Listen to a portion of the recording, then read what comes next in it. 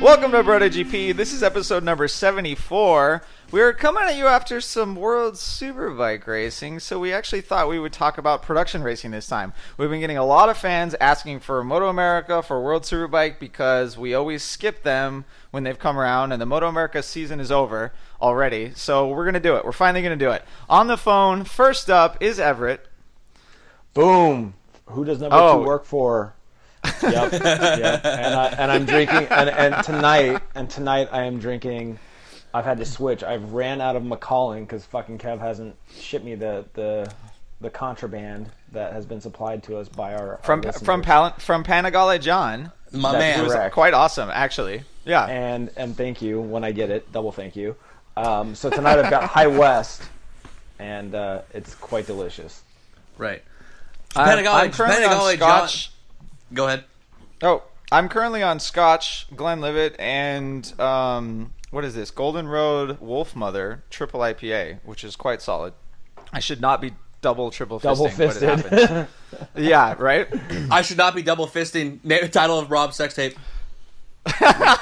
Ooh. That one went a little...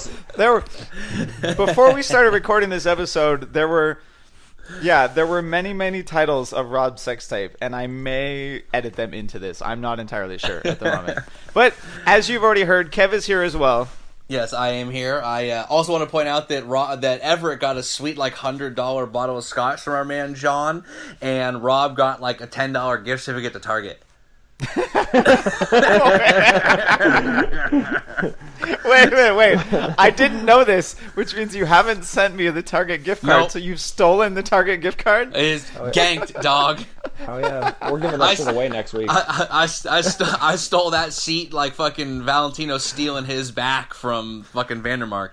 Oh, that's awesome. Dirty. All right, Kev, what are you drinking? Speaking of fans sending us stuff and what am I drinking, I have me, as y'all have known on Facebook and Instagram, we have actually procured multiple cans of the much mythical Leopard or Leopard, however you pronounce it, natural power drink. Wildly sharp and naturally good, and served cold. It's very natural. It's a sweet teal. It does actually exist. Everett and Bossum claim they got some. Then they also said they'd get me some, and then didn't come through. And did not get you some. Did not get me some. But my man Thomas got me 3 cans and sent them to me. So we asked what everyone wanted to do. They want me to live taste test it on the air. So we're going to start it with the most natural tasting money laundering you'd ever had. I gotta clean my palate first because I'm a connoisseur. Is it cold? Wait, I want detail. Is it cold? Is it? Oh no, this shit is ice cold, dude. It's ice cold, fresh out the can. But not on ice. It's not on ice. It's cold in the can, the way it's meant to be drunk. So okay. Hold on, ready? Will you please open the can for us? Yes. Whoa, it's real.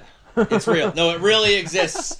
Okay, here we go. And the thing cans. is, I can't figure out if I'm going to be more upset if it's bad, because, now it's just blatant, or if it's good, and it's fuck, someone made a dope drink, and the guys stole it, and then said they're going to, and then use it for money laundering.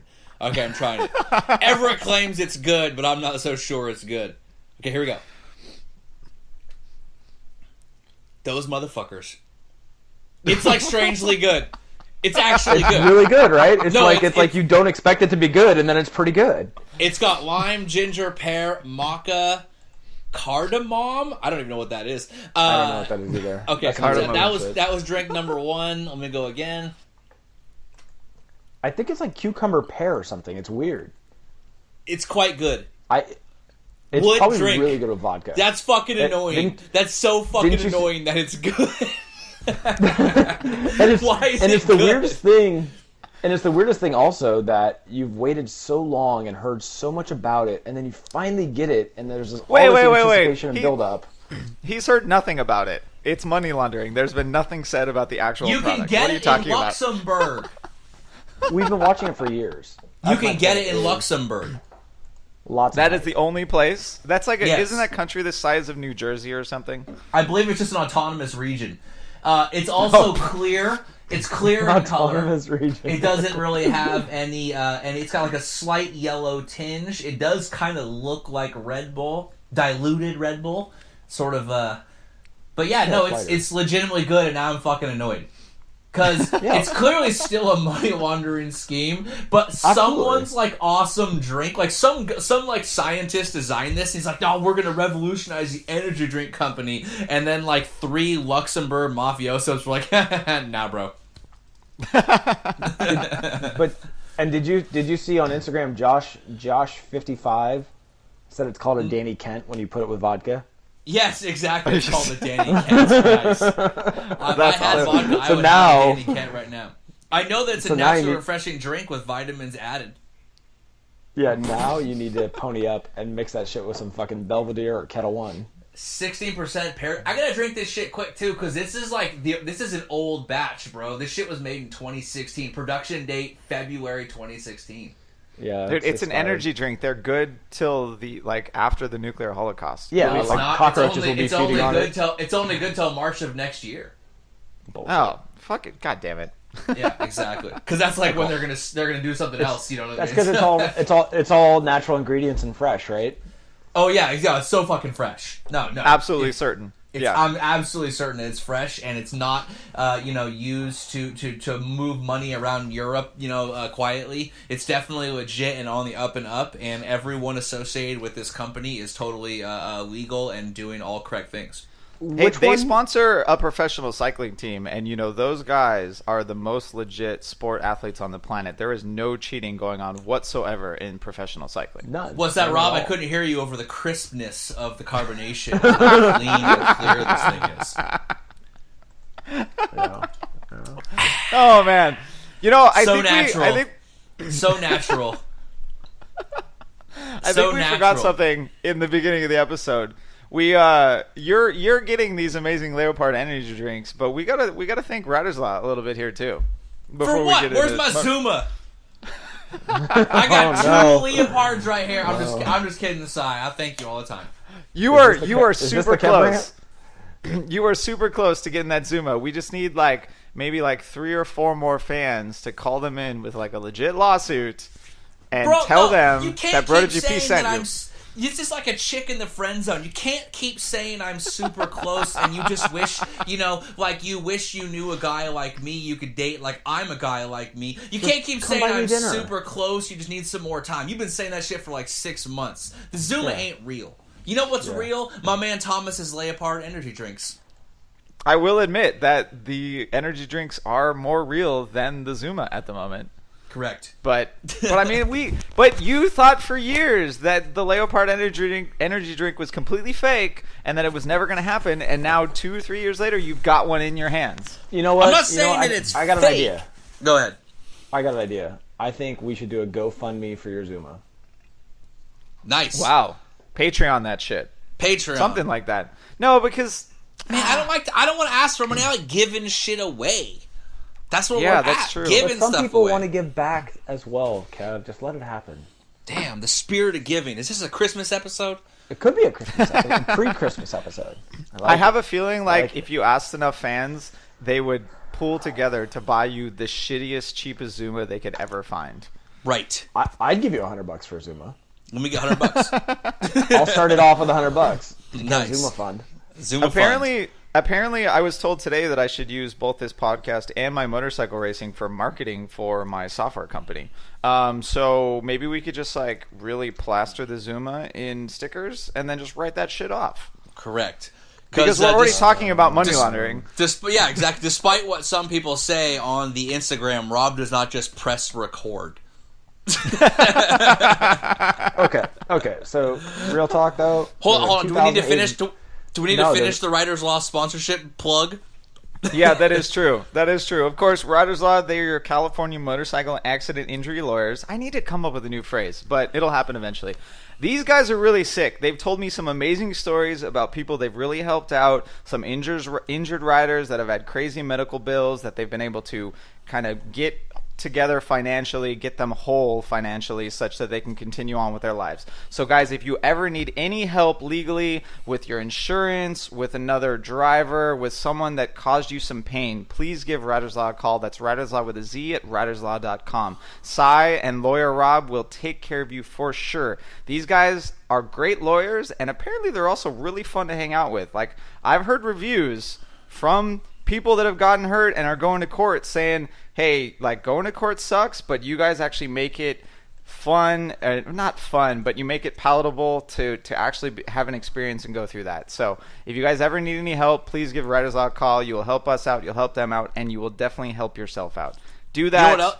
You know what else is palatable? This Leopard energy drink. They make it fun. I don't know. Exactly. I don't know if anyone likes going to court. Maybe the lawyers do. Yeah, maybe the lawyers do. They bring Leopard energy and some vodka, and it's fun. Exactly. I have been to some Riders Law after parties, and yeah, we could go there. We just need to go to fucking Luxembourg and just get all this shit.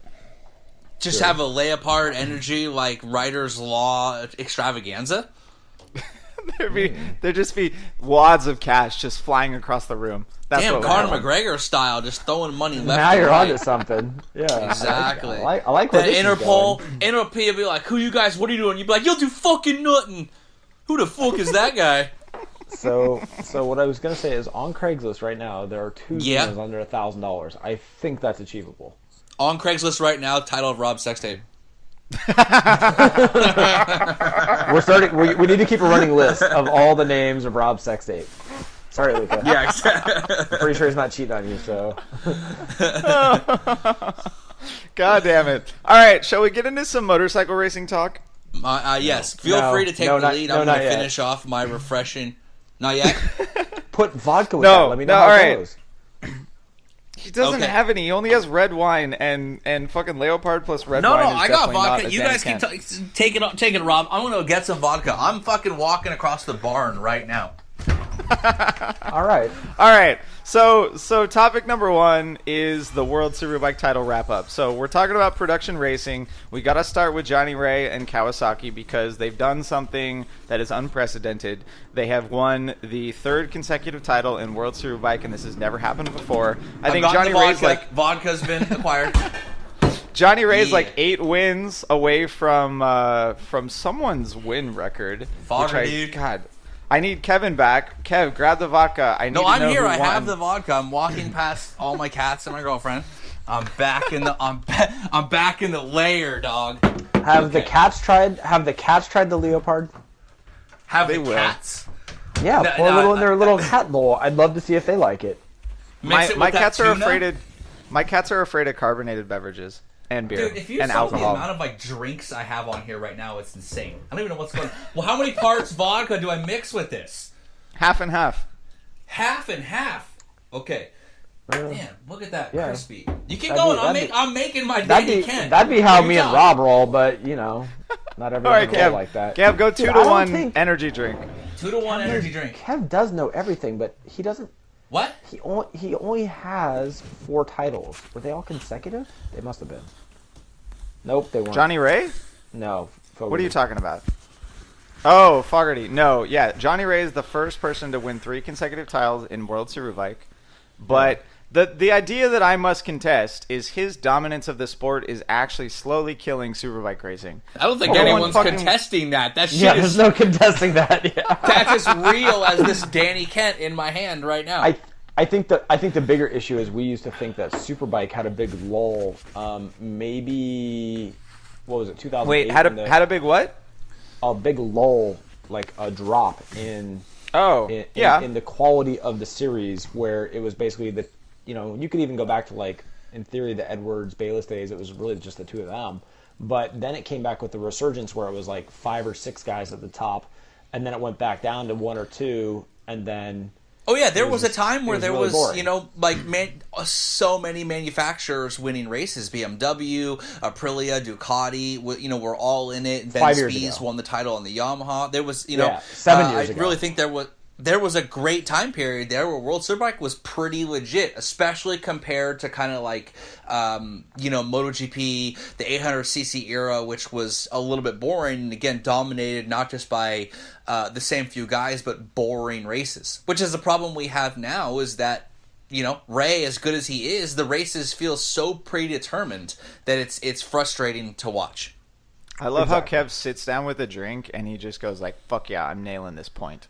I'm nailing the point. Don't get me wrong. I mean, I'm just saying, like, Johnny Ray, and I've said this before, man, the guy's a beast. He's really good. We all knew, right? Like, we all knew when he was winning World Supersport and then when he was riding for Honda that the guy was something special and he was overriding that piece of shit.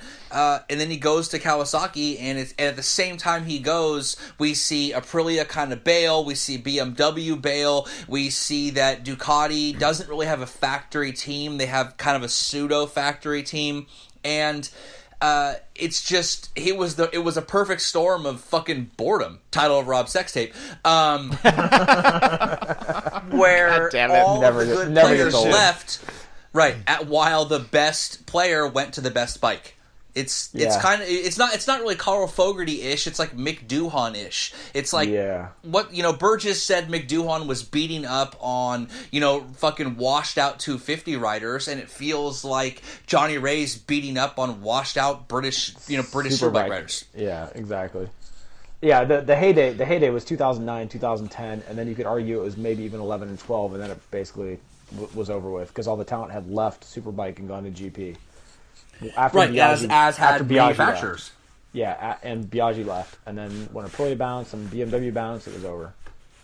Well, so what do you guys think is happening? Because I feel like in those past couple of years where we've had boring ass fucking races, there's been sort of an understanding that the rule set needs to favor competitive racing, and it needs to make it easier for people, for different entities, not just factory teams, but privateers to be fast, right? A lot of the rule changes tried to eliminate unobtainium, tried to eliminate all those all the advantages that the factory teams had, and here we have the one sole factory just dominating everyone. So somebody hold on, Kim. Somebody once explained this to me, and I don't know if I believe it, but it seems plausible. Is production racing is actually the more expensive effort, because in theory, if everyone's bound to a very confined set of rules, and there's only a few things you can do to exploit power and exploit performance, the teams with the most money can really, really draw every little ounce of exploitation out of those few things you can do, versus in a superbike or a formula class where it's kind of like carte blanche, the big gains, are a little bit easier. The manufacturer that's able to sort of make a shitty bike, not a shitty bike, make a bike, a really good bike, and lose money, or invest a ton into constantly revising it so it stays the best. They're able to sort of lose money on investment or retooling the bike. Just like, Honda sold the RC51 at a loss. Right. Just so they could make a competitive bike. Yeah. Yeah, and that's why it was basically a GP bike in Superbike, which you could argue was a little heavy or whatever, but that's why it was such a great street bike to pick up for the price. It was just really different league. I would definitely agree that if you factor in everything, like including producing the street bikes, that Superbike might actually be more expensive than MotoGP. But as far as, but the rule sets are not, at least for Superbike, is not that restrictive, right? Dorna now has kept it unrestricted enough such that even the CBR can be somewhat competitive. In Superstock 1000, there's only 3 competitive bikes. There's the Ducati, the Kawi, and the BMW. Like, even the Aprilia, who dominated back in the day when it first came out, is still not competitive. And I'm not completely certain on these 3 bikes, but I think so. The BMW almost made it, though. If it had gone one more year, they had a shot at the title, and then they just disappeared for some reason. It was like, what the fuck? Well, they did a weird thing where they almost won the title. Haslam won races, Melandri won races. They were very, very close. And then they backed off and only supplied, like, engine support to that satellite team, and Melandri still won races on it. And then they just bailed. I mean, and we've talked about this, this isn't the late 90s and the early 2000s. Like, that was a time period where excess was the shit. You had fucking your Escalades with giant ass rims on it. You know what I mean? Like every fucking asshole in the world had an F4i. You know what I'm saying? Like it was just like a time period where excess seemed to be like the zeitgeist of the moment. Yeah, I said it. The zeitgeist, bitch. Right. More I hear SAT Rob words. laughing. Yeah, exactly. More SAT Shameless words. plug But, for a bar in San Francisco. I mean, what's yeah, going on? exactly. But like in this day and age, those bikes just don't sell anymore. 600s don't sell. Supersport 1000s. Like I remember when the Gixxer 1000 came out in 2003. That shit was insane. And if you didn't have one of those, like you were basically a bitch. You know what I'm saying? Like it was so hot. Right, if you had a 929, you had like the fat, stupid Honda. You know what I'm saying? Like you know, like you fucking had the Linda of motorcycles, and it was, it was, you know, and then and it was like at that time period, all that stuff was the bomb. Like Everett said, spinners, but now like. You want your Triumph Bobber and like your throwback Ducati Monster, or maybe you like think it's fucking dope to have some hipster ass weird old 2-stroke bike. Like just the what people want to ride and buy brand new has really changed. And now like BMW found out that winning a World Superbike didn't mean shit. They haven't updated that bike or done it. They came out like fire with that S1000R with that weird lazy eye. It was like the fucking all you read about on Barf and on all the forums, or how basically it was the greatest thing ever made. Now it's like, I mean, do they even still make that thing? You never hear about it updated. They're actually making a new one. They're building the HP4 with a carbon fiber chassis just to get people excited about the model again. Right? It seems like they realized what I've been saying for a year or two, and it's that you don't actually need to race to do the development on the motorcycle and to get people excited about the bike. You just have to come out with I wouldn't say gimmick, but you just have to come out with a selling point that attracts the buyers, and then just do it. The racing is a great way to turn $2 million into $1 million. Right. It doesn't actually develop your motorcycle all that much. You don't need to do it. You can spend time on the dyno to figure out your electronics. You can spend time on the test track, and it's way fucking cheaper than traveling around the world and paying some riders a couple $100,000 a year to do races. And then you don't even have to prove that it works. Yeah, exactly. You know what I'm saying? Like, speaking of back in the day, remember when Honda, like, they came out with the 600RR with, like, unit Pro Link suspension, and it was, like, the fucking shock was inside? The fucking thing weighed, like, 20 extra pounds and didn't do shit, but they sold it as it was dope, and everyone bought it up. Technology, bro. Technology. Hey, that swing arm never chatters on the rear end because of that unit Pro Link suspension. I know you don't care. Sorry. but the other thing to keep in mind here, right, is you go from a very lax superbike class that basically is a formula class where you can just do crazy mods in superbike and let's see the baddest shit you can make, and sky's the limit on cost and performance, and go for it, right? The teams are using production bikes, and unfortunately some production bikes have things like the gas tank needs to be moved down closer to the seat to be effective in a racing format. And as you get to stock racing, there's certain limitations, effectively where we're at, where the rules are more stock, I'll call it, in a superbike class. But I think those are the types of creative things. And to sort of on that point, And on that point, like you saw with the Ducati, like with Chaz and the Ducati, that it was almost there but not, right? It was almost there, and then they kind of gave that rule change where they let them run that dual exhaust that was different from the Buell style down low, slang exhaust to the dual upright. All of a sudden, the Ducati looked good. They opened the rules up a little bit, and suddenly Ducati was looking good, doing well. To their credit, they made that system available, like, to buy, and they started making it come with the high end version, the R version. But as soon as they opened that thing up, a little bit of the rules up, I'm just not convinced that restrictive rules across the board actually make for better production racing. Because, go ahead. 2 points on that. 2 points on that. One, I'm pretty sure that exhaust was legal by the original rules, because the original rules had to have the same number of outlets as the stock bike, and it had to be on the same side. But they never said the height. They switched that No, the original exhaust came out on both sides, just down on the lower, and then the new exhaust came out on both sides, just up at the tail. And I don't think that was against the rules. I'm not sure. Mid, though. It wasn't even tail, it was mid. They came out kind of on the side of the Yeah, I mean, yeah. But anyway. Yeah, pretty close. Yeah. But either way, and then the second point, though, is I agree that doing something like that was probably really expensive for Akrapovic, but it was probably cheap for Ducati, right? Like, they just said, hey, like, let's put a little bit of effort into building a new exhaust. You know, we'll spend a couple of months building this, we'll tune it, and it'll be good. And it was an amazing improvement. But you have other Pandora's boxes that are like the electronics. And when you open these things up, and you automatically, in order to do well, you have to pay 1 to 3 technicians $100,000 a year to travel around the world with you to tune software. And it's just it now has raised the barrier for entry for the cost of winning.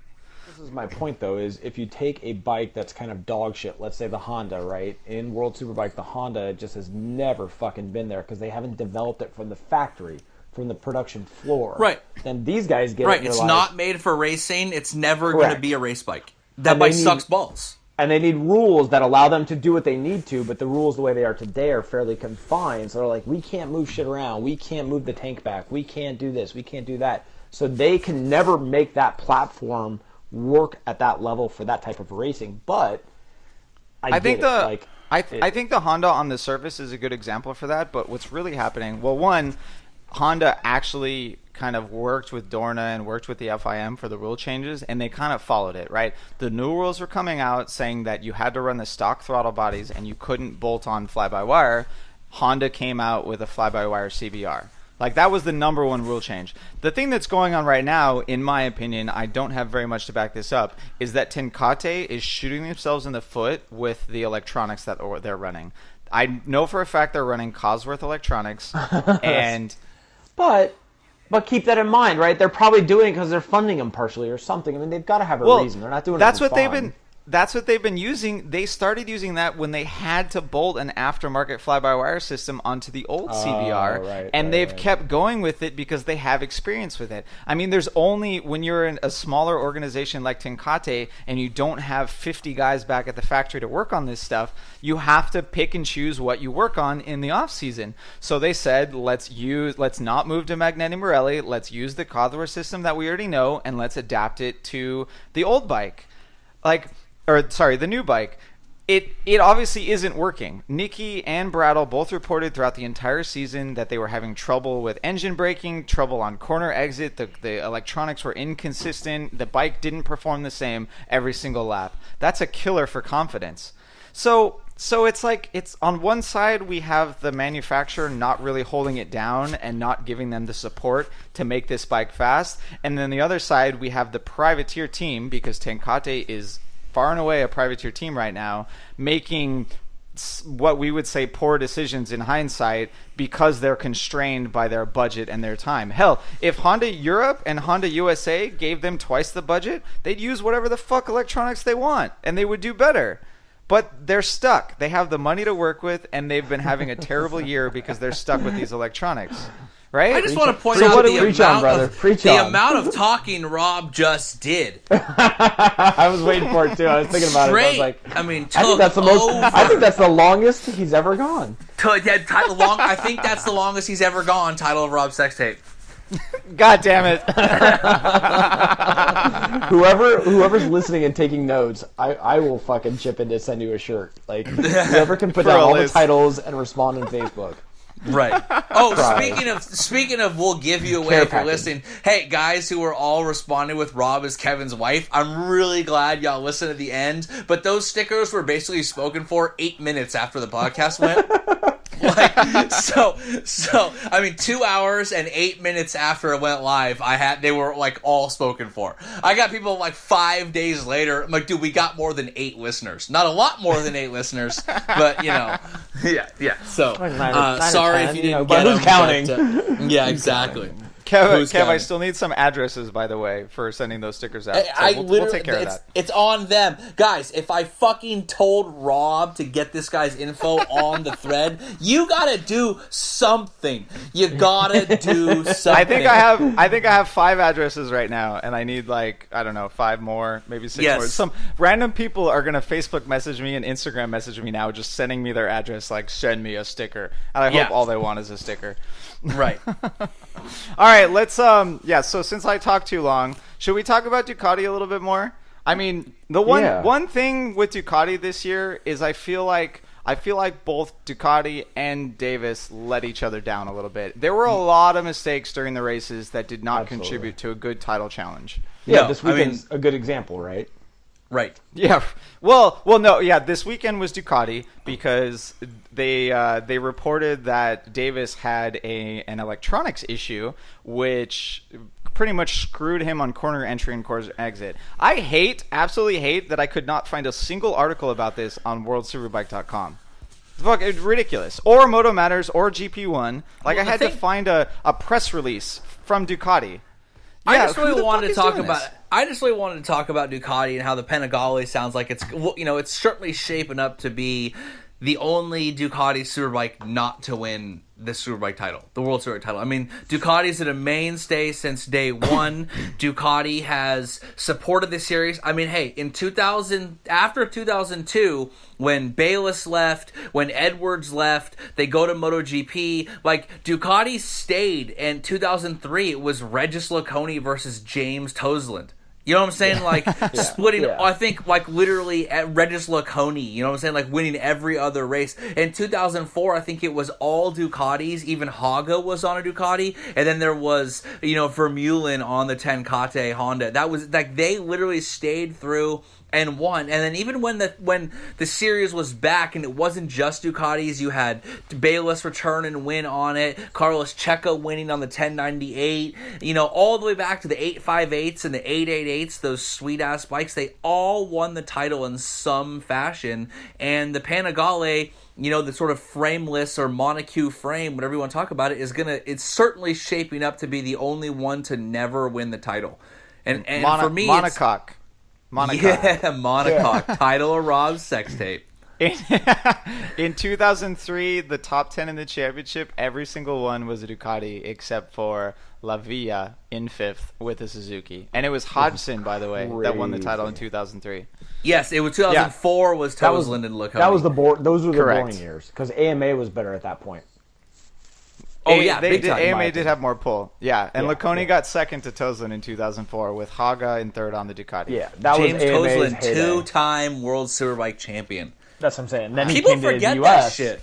Yeah, because then it was like the cool thing to do to come to the US and race AMA Superbike once you won World Superbike, which was like, how the fuck? But hey. Yeah, Toseland didn't do that. He just went and broke himself in MotoGP eventually. That's straight glory days right there, man. Yeah, I remember though, Laconi came and rode the final races of the year that year. I remember in 2004 when Laconi came and rode, and I remember when Ducati came back to AMA with the Parts Unlimited bike with Eric Bostrom full factory. The thing was, and even Hogston then came to AMA. It was the shit. But that was AMA's best time ever, right there. Right. We'll get to MotoAmerica in a little bit, guys. Back to Ducati. Damn. Yeah, I don't know. I've said the get-go. A lot of people like Davis. A lot of people are into it. I've always felt underwhelmed by the guy and think that if it wasn't for the sort of strange anti-Latin bias in a lot of people, that they wouldn't look as favorably on him. I'm just saying, I think so. The guy is not a champion. He's not going to lead you to the title. And as we saw, case in point, he's not... he's making dumb mistakes, and on top of when you ride for Ducati, you're going to get little weird technical issues here and there. That just comes with the territory. But the guy pushed too hard and crashed too many times to mount a consistent title challenge. Well, it's funny because Carl was in Magnacourt, and I was texting him and saying, "What the fuck are you doing there?" And then we were like trading texts about Davis, and he forgot that he was ever at in AMA, but he reminded me that he was actually in 250s. Celtic Racing rode an R6 in Formula Extreme. Don't act like I didn't watch that shit. So we went back and forth on this, and I dropped some knowledge on him, and I was checking out Davis, his Wikipedia. That dude either has an amazing fucking manager, or he is the luckiest motherfucker ever. Because if you go look at his progression, basically he finally jumped out of being a satellite rider in AMA, jumped over to World Supersport, and then did okay. No, but I don't want to jump off a tangent too quick, but I got to point out, Carl was in fucking France, and he literally is going to give away signed gloves he wore in a race, and he's like, all you got to do is tell me who's on the podium in race 2. Not one fucking dude was like, both Yamahas. Fuck yeah, both Yamahas. That's my, you know what I mean? And then he didn't even give it to like the closest guy. He's just like, no one won. See you next race. The one fucking time he's like, I didn't want to reply and win him, but right, you can literally say Tom Sykes, Chaz Davies, and Ray, and 8 out of 10 times you're on the money. And the one time fucking Alex Lowe's is on the podium, what? It was like, fuck. Yeah. I mean, Vandermark called it. Vandermark called it at the previous round on the podium that he would do it again, and he totally did. It was insane. Well, no, you can't forget. You can't forget though that I'm pretty sure Chaz Davis came up through the same sort of pathway that Danny Pedrosa did with Alberto Puig. Like he was there back in the day with all the Spaniards. No, Puig. It's not Puig. It's Puig. It's Puig. Puig, dog. Is it like a pug? No. I wish he was like a pug. Dead silence. I mean, yeah, Chaz Davis has had a very good manager, but he also has that sort of name and that training behind him. Like, we know he can ride any fucking motor. Yes, we know he can ride any fucking motorcycle. For sure. Yeah, straight journeyman who finally got to where he belonged. And that's we know he can ride any motorcycle because he fucking has. He rode a 125, a 250, he rode an AMA Formula Extreme, he rode Super Stock, he rode a BMW, he rode an Aprilia, he rode a Ducati. I mean, fucking dude has ridden like 9 marquees. Yeah, He's been impressive. On more bikes than Dovizioso. And then if you look when he got onto Superbike, it was like it still took him a while to get to Ducati, and he got there. It's like why would they fucking sign him? It was pretty cool that they did. That was like the British invasion of like supposed talent. Yeah, but why? But why him though? Because he was kind of like an expat Brit that came back, kind of thing. It worked. He won a shit ton of races last year. It totally worked. He's just not been able to make that step. He's not been able to make that step to truly challenge for the title. And honestly, if Johnny Ray wasn't fucking there, he'd be winning the title. We've talked about this, though. He has to ride that bike 105%, whereas Johnny Ray is riding the bike 99%. Damn, we should talk about this more. 85. I know for a fact that Chaz Davies' manager lives in Sacramento. It's like an hour and 20 minutes from us. Get on the show, dog. Fucking drive to the barn. We will share Danny Kent mixed drinks, and we will discuss this. We will get to the root of this problem. Call our lawyers. Call our lawyers. Set it up. Our agent. Our lawyers are our agents, so call them. Have my people call your people, Chaz. We'll do lunch. All right, We will do lunch, and we'll get burritos. No, we're going classy. We're going to fucking Spago. That's where people do this kind of business. Oh my god! You want to go somewhere where people do their business? We'll bring Keanu. It'll get real colorful. Nice. There were like 3 or 4 sex tape names in there. Never mind. Moving on. we already talked about Yamaha enough. I wanna talk about Leon Camier and MV, Kevin's favorite racer. Yes. Sexy. Let's do it. Let's do it. So why is he like 8 feet tall? Look at what's going on. Like, who looked at that? On the smallest 1,000. At what point was he like, well, I want to race motorcycles, but I'm 6'4" and gangly as all hell. Of all the sports I could do where being a tall, lean, athletic guy would come in handy, I'm going to do the one where that doesn't matter at all. In fact, it's a highly detrimental. He couldn't hack it as a footy keeper, that's why. Footy keeper? Dang. Yeah. Getting sexy up in here. Wait, that's not soccer. That's like field hockey or something. What is that? No, What's footy? That's soccer, my friend. No, I don't think. Whatever. Google footy. On. Google footy. That's Australian for soccer. What are you talking about, Rob? God dang. I think the rules are different. I have a friend that plays footy, and I just don't know what it is. I have a friend that plays footy, title of Rob Sextape. It's Australian rules football. Yeah. All right, whatever. Who the fuck knows? I mean, Camier, that shit broke my heart. I mean, I've been dying. I mean, I love MV. I have a soft spot for them. I'll tell you right now, the F4 Strata is like straight up the best looking sport like ever made. I defy anyone to argue with me. It's not a matter of opinion. You're simply wrong.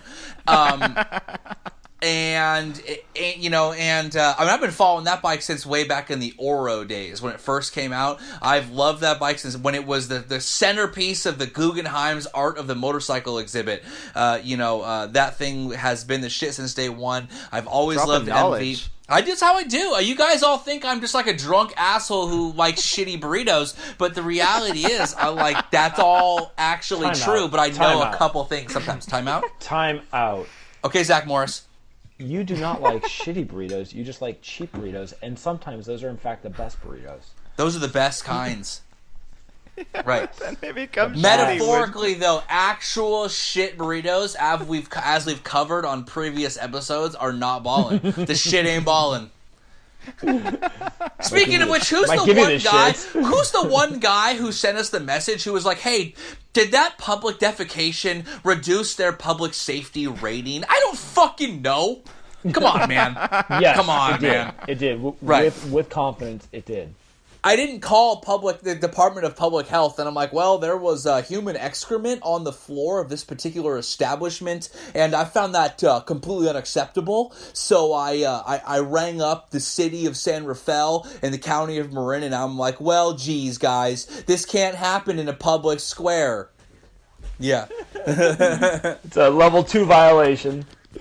Kev, I feel like next time you go back, just make sure the A is still like by the door. And then you're good. If it says B, maybe you don't want to eat in there because if it's downgraded. What if it just says pass? I don't think they could do that. No, what if it just says like? But it's not their fault. Some guy took a dump on their floor. That ain't right. cool. It's not their fault. They didn't want that. They acted professionally. I didn't want that. Title of Rob Sextape.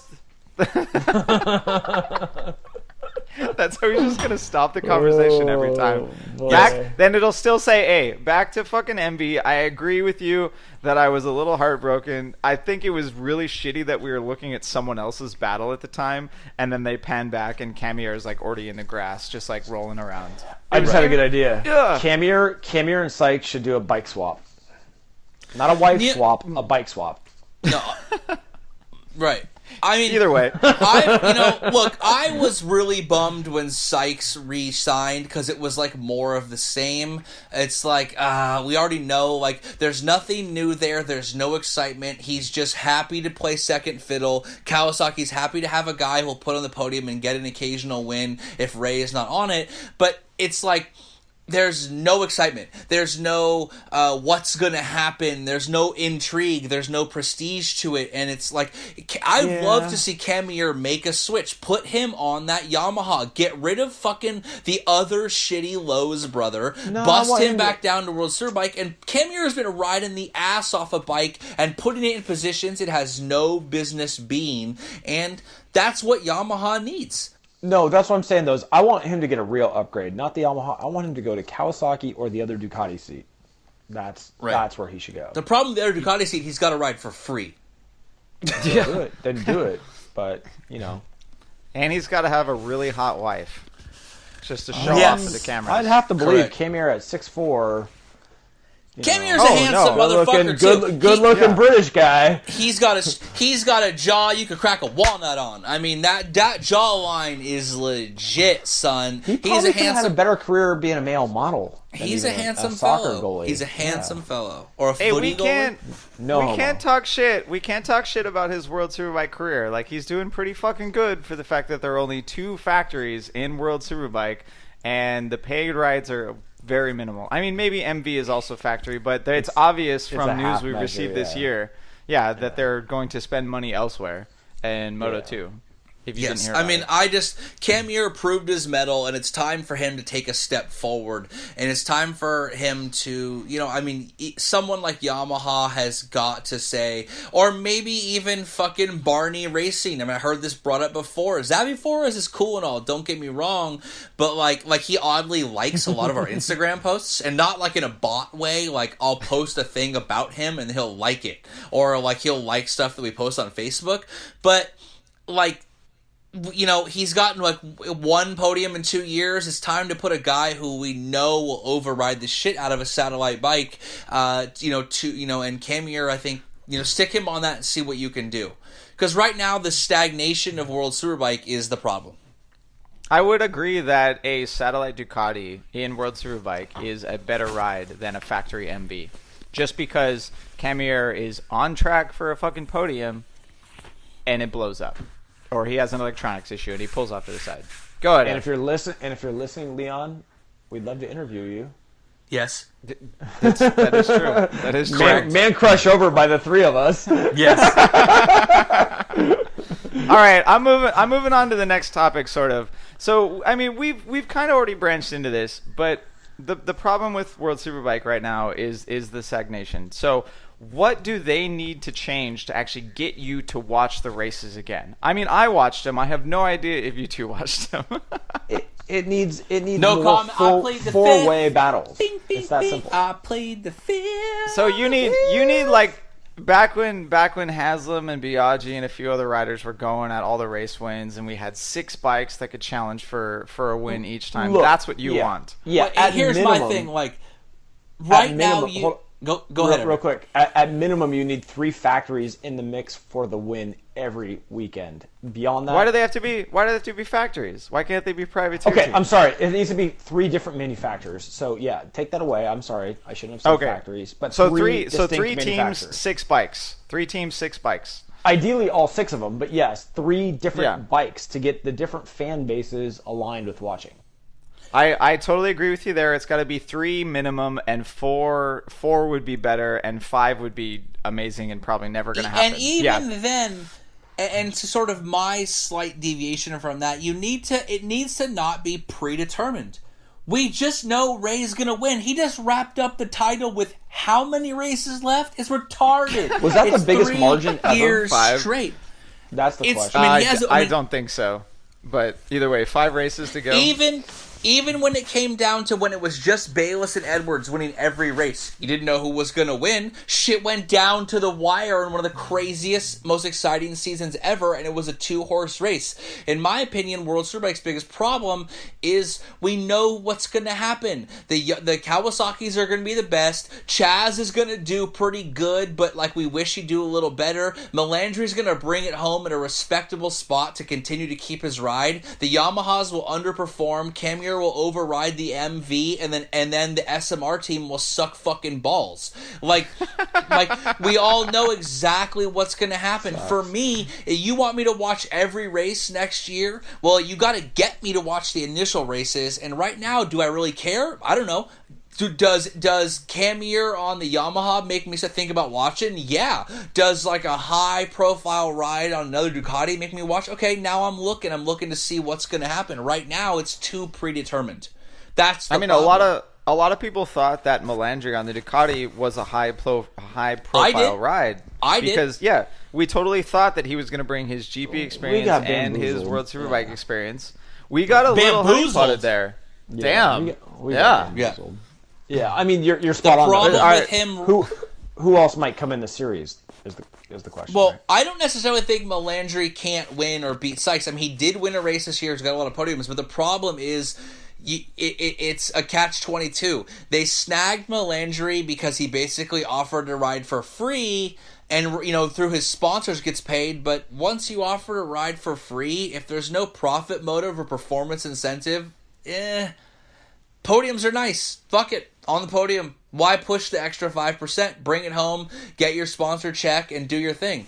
He pretty much got a podium every weekend. I'm looking at the results for the year, and he's pretty much gotten a podium every weekend, which It's like he didn't that's hard to necessarily argue, underperform. He just didn't meet the larger expectations of Italian rider on Italian bike coming over from GP. You know what I mean? Like, come on, man, fuck. That's what I'm saying. Previous though. race winner in World Superbike. I mean, they would have had to throw in I think Laverty's still throwing it down pretty hard. Maybe Camier would have done it. Vandermark would have definitely gone for it. I mean, there's better. My point is, Melandri just seems like he's out there kind of loafing, right? He just seems like he's cruising around. Yeah, he's doing exactly. Okay, but no risk, 0 risk, 95% tops. Put Ant West on that. Yeah, the thing that screams that. Sorry, the thing that screams that to me is that when he gets passed, like he'll get passed on corner entry, and then he's not able to fight back quickly. It was more common in the beginning of the year, and it seemed like he was really suffering on the front end as far as setup, and he just didn't have that confidence. Like we saw in this last weekend that he was able to fight back with Sykes and it beat him, but he had the pace to beat Sykes for the majority of the race. Like he started way back, he was coming through the field. It was predetermined, like Kev said, that Melandri was just about going to beat Sykes. And we don't want that in this series. We want crazy battles that people don't know what's going to happen. I don't even necessarily need crazy battles. I just need to not say I will bet Ray every race and I will be way on top. Like, everyone thought it was dope when Marquez did it in 2014, right? Because it was fucking amazing and it was awesome. But sustained, it's horrible. It's not good for racing. And the only person who ever did it and made it good for racing was Valentino. Like, when Duhan did it, it was terrible for GP, and you saw World Superbike get famous. And when Marquez did it, it became a problem. You know, you already see he's starting to get backlash from the fans. When you see when Agostini did it, it was problems. Anytime guys begin this long-term domination, the fans turn on them. And, Valentino was able to skip that by making that switch to Yamaha just before people got bored of him winning. He won on 500, and then it switched to the 4-strokes, so everyone that was a new story. And then he won a couple years, and right before people were like, "Oh God, enough is enough. Give other people the factory 4-stroke." He switches to Yamaha, so the storyline changes. What you see with Ray and Kawasaki is it's just going to be 5 years of fucking him winning, 3/4 of the race and destroying everyone, and him being perfectly content to Mladen it up. I mean, it's 2005 AMA right now in World Superbike, and what we don't want to have happen is World Superbike turn into 2008 AMA, where everyone leaves and DMG takes over and the entire series dies. Yeah. I mean, I would contend that the reason why people didn't get bored of Rossi is because he didn't produce the performances like Ray did in race 1 at Magny Cours. Right? He won that race by 15 seconds just for the hell of it. Right. There was no intrigue. He pulled a stoner. Pulled away at the exactly. He pulled away at the front, and that's why a lot of people didn't like Stoner, didn't like Jorge, haven't liked Danny Pedrosa, because they can win and they make sure everyone knows it, and they don't do anything for the racing. Right? Rossi did the opposite. He'd fuck with people in the race, just wait until the end and beat them. We kind of all knew he would beat them. And if you bet on Rossi every single time, you'd come ahead just like you would with Johnny Ray. But the races were more interesting. There was literally 5 years where Valentino won 9 to 11 races. 5 straight years. Yeah. In 14 race seasons. Yeah, and they didn't complain like they do, like they have been or going to with Johnny Ray, because he fucked with people. He enjoyed the races. And the problem with Ray is, Valentino was in a sweet position. He never rode a shitty bike, and Everett loves to pound this. He always rode the best bike, right? So what did Ray do, right? Texas. So he always rode... Right, yeah, exactly. Valentino was always on the best bike, so he never knew what it was like to have to ride your ass off, take massive risks, put it all out there just to maybe get a podium and to get a win once in a while. Ray did that shit on the Honda for way too long, and now he's in the Mladen zone where he's on the best bike and he ain't leaving, and he's ready to remind everyone he probably should have had 5 titles already. Like, he's literally in the Matt Mladen zone where he is going to win 3/4 of the races. He's not going to be fucking nice about it. It's not his job to make it entertaining for you because he spent too long riding his ass off making it entertaining. Fucking entitled new generation that just wants fucking to win millennials. races. And it made Ray appreciate it Hashtag more, Matt right? Mladen zone. He was always just busting his balls and like never winning, and then sometimes doubling at random tracks, and just like, and then he finally got to the promised land, and he's like, "Fuck me, this is amazeballs. Why wasn't I here sooner?" And it's so much easier for him.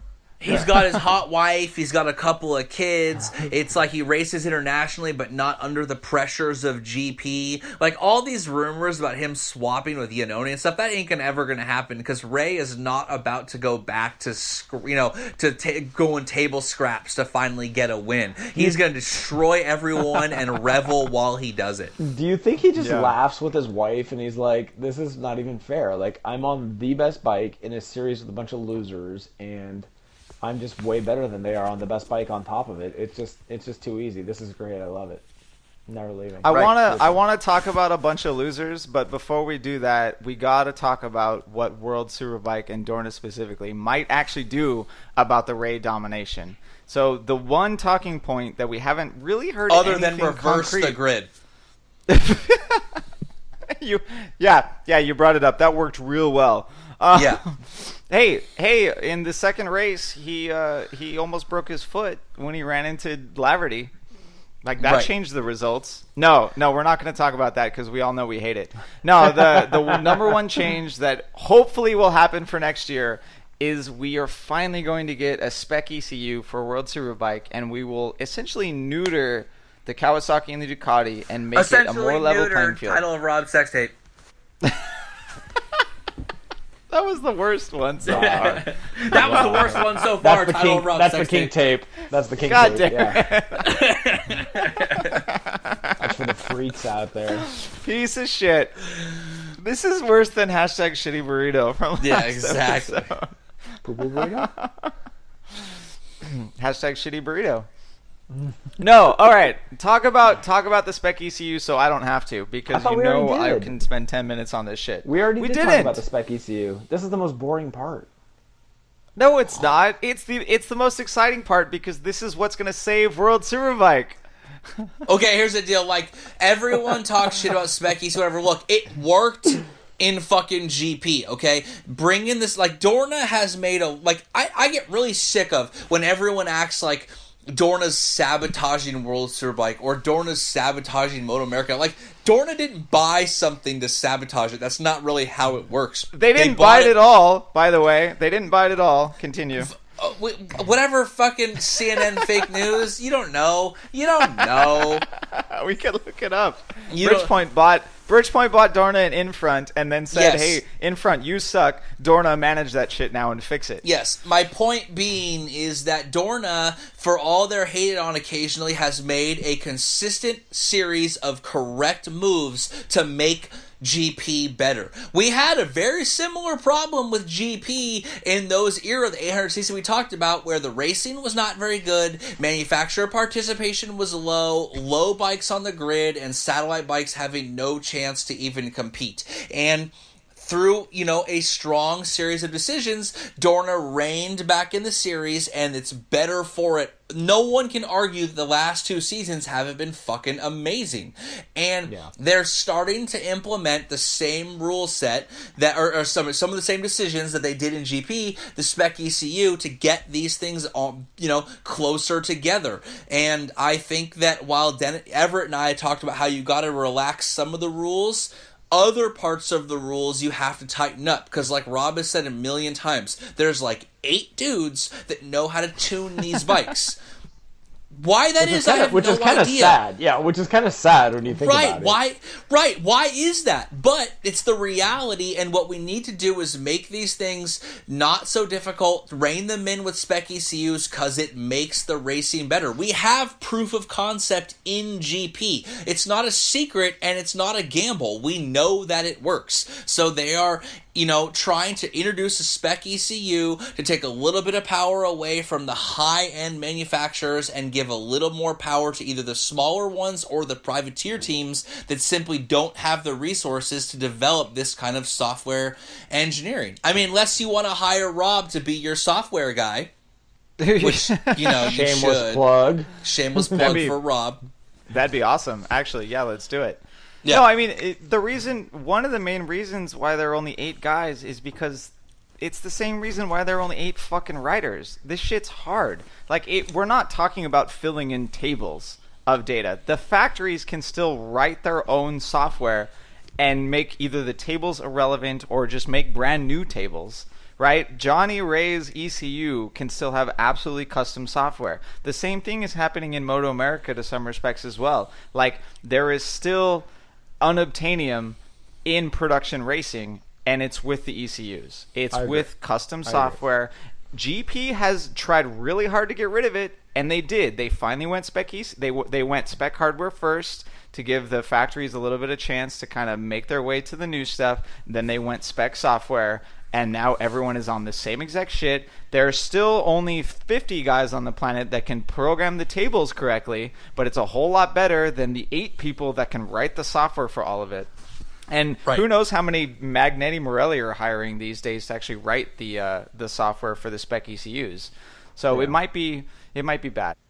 Yeah, I mean this goes back to what I was saying earlier though, right? Is if you there's a balance of where you can make that spec ECU so fucking basic that no matter how brilliant of a technician, they won't be able to squeeze out an advantage. Even if they invest thousands of hours to develop that spec ECU, they're not going to get an advantage over the lower end team, the satellite team that can only afford, a guy who flies in and does 20 hours a week and tinkers with things, right? So look, the bigger you make the bullseye, the easier it is to hit for all the marksmen.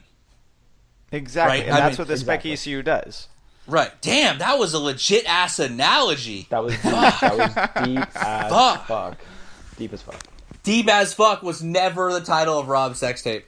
God damn it. Oh. Sorry, Rob. When you give everyone the tables and you don't ask them to write the software, I feel like they only need 1 to 3 technicians a weekend to do that.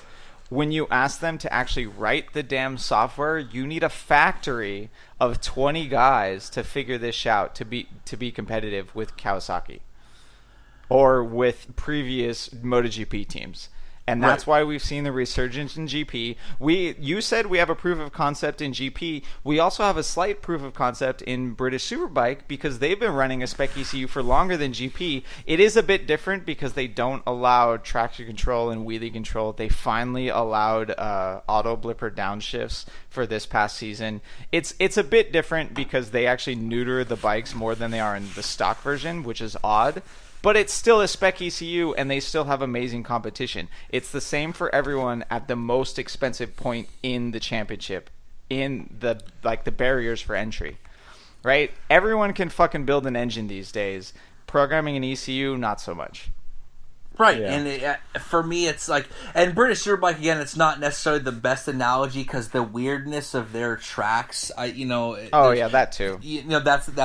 That's kind of an issue. Guys rarely can come over to BSB and do that well. It's definitely kind of a weird niche with their style of tracks. It's a who has the biggest balls kind of shit. Damn, who had the biggest balls kind of shit is the title of Rob's sex tape. But, it's one of those weird things where it's a little... It's not necessarily as applicable because the tracks are definitely small, a little more bumpy. By bumpy, I mean you literally jump the bike in a lot of the tracks. Cadwell Park. Right, Cadwell Park, there's a lot more rain. It's a little bit different, but... for me, we've already seen this shit works. It fucking works. So just implement it. Quit dilly-dallying around, and let's go. I mean, It works. We've seen it in GP. Put it in World Superbike and get this a series back to what it was known for: bar banging, lots of race winners, close racing. I mean, there was a time when everyone talked about how World Superbike was better than GP. Again, those dark years of GP in the 800cc era, where the World Superbike was where the action was. You might have had the stars, or you might have had like the prestige, or like the A-list celebs at the MotoGP fucking races, but World Superbike was where the fucking shit went down. You know, that was where, you know, Rubbin's racing, and it was no holds barred, and everyone loved it at the end of it. And when we fucking make World Superbike great again. You goddamn right. That's right. I do think that'll happen with Spec ECU. If Dorna doesn't go Spec ECU next year, I'm probably not going to renew my World Superbike. Fuck you, Dorna. My subscription. Yeah. Ev, do you have the subscription? No, I watched on BNTV. Oh, God, yeah, whatever. Fine. Don't renew your subscription then. Don't do it. They fucked me on race 1. They fucking filmed like women's tennis or some lame shit, but women's tennis? That's my jam. Yeah, I mean, like a lot of grunting there, but yeah, that's not motorcycle racing. You're too much Serena Williams, more Venus Williams. No, the other more Wozniacki or whatever her name is. Am I getting closer? Dang. All right, bring it back in. Do you want to talk about women's tennis is dope? Because fucking they volley left and right. There's action, dog. Like, basically what we're saying is right now World Superbike is men's tennis. You know what's going to happen. The dude's going to ace him 9 out of 10 times, and if he fucking if he returns the serve, it's done. In women's fucking tennis, you're getting volleys left and right. The fucking chicks are flying across. You don't know what's going to fucking happen. And that's what World Superbike needs to be. Women's tennis. Wait, didn't you talk about golf in the last episode, and now you're bringing up tennis? Oh, my God. Dude, Kevin's a wild card, man, and he's keeping it real. I mean, yeah, you don't even know. I'm just saying, like that. You know, you need it exciting, and you need to know what's not going to happen. Excuse me, you don't. Go ahead. How much Leopard? No, he just said "ow." Have you had 2 cans or? I've only had 1 can, but I had a whole Danny Kent, and I still am working this red wine, and it's like really cheap red wine. Like, it was like $3. How are you feeling now, Kev? With 1 full Leopard in your body. Naturally energetic. Like, I feel energetic, like I'm ready to move, to burst at the seams, but naturally, you know, like I'm not full of chemicals, I'm not full of like additives. Is your hand steady? I'll tell you how I feel, Everett. I will tell you how I feel. Or steady? I feel wildly sharp. This would be funnier if I live Facebook this like the guys wanted. Wildly Sharp is the logo on the back of the fucking can. Yeah, I'll take pictures and send it. Yeah. I'm naturally good. I mean, I'm wildly sharp. There's no doubt about it. I think that was you know, I mean, what are we a one third of the way? That was I'm full. No, I'm ready to down my second can. We have 3 cans. I'm 1/3 through the cachet of Leopard Energy. Yeah, we are definitely more than 1/3 through this episode, so we should get to MotoAmerica. That was a Are little you check-in. wildly sharp to see Gagne in World Superbike? No, I don't even give a fuck. And this is because what Everett said. The Honda's a steaming burrito of shit. The fucking, like, HRC squatted down in a taqueria and shat out a big old dump. And just because you paint that dump with some red and blue Red Bull fucking logos on it doesn't mean it's not a dump. Like, if you take a big dump and it's red and blue, you should be fucking worried. You know what I'm saying? Like, that's not good. Like, you ate a lot of beets or something. You ate a lot of beets, or it's not good. Like, that fucking Honda sucks balls. That Honda, they had Nicky Hayden and Stefan Bradl, multi-time world champions. Bradl's no scrub. He had a bad year because of the weird forward racing, all that stuff, then going to Aprilia, but the dude was pretty damn solid on a satellite Honda in an era when it was real hard hard for a satellite bike to show up. Brattle could fucking ride. He was no slouch, and he sucked on that thing. Nicky Hayden sneaked out a win in Sepang, but this year that thing sucked balls. I don't care who you put on that thing, it's gonna suck ass.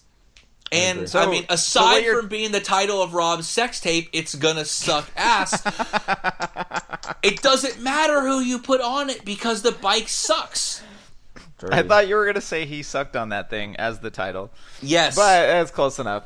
Whoa. I mean, so what you're saying is that even though you're an American, I did not realize that he sucked on that thing was the title of Rob's sex tape. Rob. I mean, we're just podcasting right now. Why did you have to go there with it? Yeah. Because, it happened. I mean, it happened. I was a little worried that, whatever. Yeah, keep talking. That's just a lot more titles, bro. It happened. I was a little worried. I don't know. It just happened. I was drunk. Look, Gagne is not even that. Look, I'm going to say it straight up. I'm going to say, and I'm going to get some hate from our fans right now. Gagne sucks. He's not a top talent. He's that we've noticed. Yes, the only reason he's even considered is because even Rob at one point was dumb enough to try to race a Honda, and he smartened up and got himself an R6, okay? But, the only reason Gagne is being considered is because he's the only other guy stupid enough to try to ride a Honda in fucking MotoAmerica. Sorry, just a little bit of brand loyalty doesn't excite me when I'm wondering whether you're even going to score points. I mean, help me out here. Which he did in race 2, and not in race 1 because of a technical problem, because the CBR is a turd. But so what you're telling me, though, is that all this excitement over an American in the series that a lot of our American listeners would agree with is being absolutely ruined by the fact that the CBR is a turd and the rules have no parity whatsoever. Correct. So what about PJ though? Is PJ going to do anything for you if he gets to move up to World Superbike? What if he gets to race a BMW next year? If he gets to race a BMW, sure. A Honda, I don't give a fuck. You could put Marc Marquez on that Honda and I wouldn't give a fuck because the bike sucks. The bike falls into the vaunted, the better it looks, the worse it is paradigm. The thing looks dope. God. It's a good livery. That livery is dope. It looks real good. You know what I'm saying? It's solid right now. And the bike ain't even bad looking. And it looks pretty decent with the headlight stickers, which is a sweet rule that they made at one point. What? But they did. It's hilarious. It sucks. It's a terrible bike. It is not race worthy. It needs adjustment. So I don't care if Gagne is on it. I just don't care. I don't. Well, it won't matter.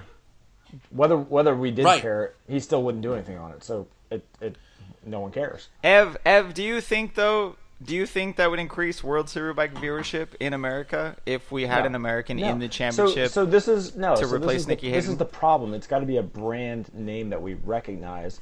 The average fan, you and I know, and Kev knows, but the average fan doesn't know who he is. It's got to be a marquee name from the Superbike class, most likely. And that was a topic I was going to bring up on the podcast too. We were talking about how to make World Superbike better and even MotoAmerica better.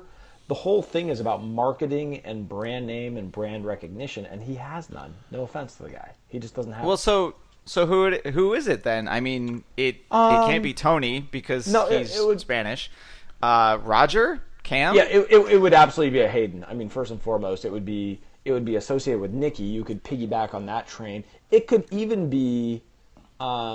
Some of the other guys who've gone, like Cam Bobier, who's been there at the world level, right? People know him globally. Nobody really knows who Gagne is. In Spain, do you think they know who that guy is? They're like, oh, who's this new guy? They might know him now more than they know Cameron Bobier because he's at least raced at Laguna and has now raced in Magny-Cours. And there is rumor that he'll race again because Stefan Brattle's out for the rest of the season, and he's going to be sharing the ride with Stefan Brattle. This is all you need to fucking know about that bike is Stefan Brattle cracked his wrist. He's out for the season. Valentino Rossi straight ripped the bottom half of his leg off and threw it in a dumpster, and he was back in 3.5 days. You know what I mean? Like, that thing went into a wood chipper and shot out in a heinous fucking massive goo of shitty burrito dump, and he was back on the grid. Brattle cracked his wrist, and he's like, yeah, nah, I'm good. Fuck it. I'm good. Yeah. He's like, why would I? What's the benefit? What's he get out of it? Right. Why would I? Title of Rob Sex tape, and also what fucking Stefan Brattle said when it came to, like, riding that bike again. He just don't give a fuck. It doesn't matter to me. Do I think in America and in this series would increase American viewership? Fuck yeah, it would. If you put an American on a bike where he had a chance to regularly podium, a lot of Americans are going to tune in. Well, I'll tell you right now, no one fucking watched World Superbike I mean, not no one, but a lot of people did in America in 2007, 2008. But when you threw Ben Spies on a Yamaha where he could win in 2009, a hell of a lot of fucking people watched World Superbike. And I'm not saying you need to put Cam Beaubier on the fucking Kawasaki, but, you know, Beaubier on a Yamaha, or one of those guys on a factory Ducati, or one of those guys on a bike that has a fucking solid chance of podiuming on the fucking Hegular, yeah, I'll watch. On the Honda, who cares? Did you say Hegular? He did say Hegular. I said Hegular. Yes, that's that's the Brazilian Jiu-Jitsu coming out of me right now. But you are in the Portuguese, you do not pronounce the R's with an R, but with an H. That was I didn't know that. A spot-on analysis, and that is a point of clarification that I just assumed people would get. But yeah, it can't be an American rider of notoriety on that Honda. That thing's a pile of shit. It looks great, but it's a pile of shit. So it doesn't matter. I can only hope. It's a steamy burrito, no doubt. Poo-poo burrito. Right. I can only hope that the Spec ECU fixes the steaming burrito and makes it at least like a fish taco. It won't. Like, Damn, I want some fish tacos right now, though. But Honda, we've seen this year that Tenkate has the motor. Actual fish tacos. I need some cabbage. I need a little bit of that fucking red sauce on it. I want it in a corn tortilla, but fried up. I need it with my Danny Kents. You're too far north. we need a You're too far north. You got to come down to San Diego. No, bitch, I live right next to Bodega Bay, dog. There are fish tacos like you don't even know. I will fucking dominate oysters and fish tacos. This is going to be the Keverant, right? They were invented in San Diego. We need to have a fish taco challenge on Facebook. A whale's vagina. Challenge. Yes, exactly. All right. San Diego, discovered by the Germans. Yeah, we've transitioned to MotoAmerica and to talking about American riders. So let's actually talk about the MotoAmerica Superbike Championship a little bit. Obviously, this championship finished up in September in Alabama at Barber Motorsports Park, and Tony just destroyed everyone. Suzuki brought out a new motorcycle, pretty much a real motorcycle. Right? Yoshimura got that shit dialed, and Tony straight up dominated. I don't have a Wikipedia page on this shit because I haven't made one yet. Wow, I think I'm gonna have to do it myself. Like with the hard I. Is there no MotoAmerica? Wikipedia, like that's Wikipedia, brah. I mean, come on. Sorry, I was enunciating for effect there. You put the wrong emphasis on the incorrect syllable. All right, but let's talk about Tony though. So, you're not actually surprised that he won the championship this year? Hell no. No, I thought he would. But hell no. Hell no. I mean, look, the dude jumps on the fucking Suzuki last year and instantly like double wins, and they just bounce that one dude to the secondary team. Like, oh, sorry, bro, straight stole your seat. Like, you know, Jake Lewis. Yeah, exactly. Like Tom Brady style, like put him in when someone else was hurt, stole your fucking seat, sorry man, and goes on to win the title. Am I surprised? No. Elias had some problems in MotoGP with the Bridgestones, and he, and then in Superbike with some shitty ass BMW. But we know what happens if you are not on a top 3 team in World Superbike. We just spent literally an hour and a half talking about it. And, he didn't get along with the dude. I just watched fucking Portugal 2006. A dude on Instagram was uploading the race clip by clip, and I watched it. The fucking shit was balls out. He dragged Rossi to the line for the win, and he was a Moto2 champion in his first year. The dude can ride a bike. He can also rock a strangely large pair of sunglasses like it's 1984. Like, I want them so bad. So good. I want him so bad, title of Raw except sake. But God damn it! Yeah. Exactly. No, I mean, me and Everett, we ain't even a little surprised. Elias is a world level talent riding against national level guys. Yeah, that's just, did he? Or go ahead, Everett. That's just what happens. Round it off. That's what happens when a top talent just kind of comes and does a little charity work, and then they realize, and he's like, Hollywood's a pretty cool spot. I'm just gonna hang out. Like, he's just gonna do his thing. Charity work for the championship. Charity work for the Yoshimura team. He was a backfill when what's his face got hurt. Remember, and then now he's in World Super, or he's not World, but AMA Super Stock. And it's like, don't say AMA anymore. Don't say AMA. It's not AMA, brah. It's like Sears Point is now Infineon or whatever. It's always be Sears Point. But, man, you are so old school. It's been Sonoma Raceway for like 3 years. It's always Sears Point, man. I drive by Sears Point every day, every single day. Yeah, I know. Is there a single sign that still says Sears Point? But there is not. Why am I drawing a blank? The kid's like winning Super Stock or Jake Lewis. No, he did not. The other guy. No, the other kid. Oh no! Oh no! And he's doing really good. Matthew Skoltz won the is. Superstock 1000 championship. Yes. On essentially a factory-supported Yamaha R1. Yes. Fucking Yamaha is my fave.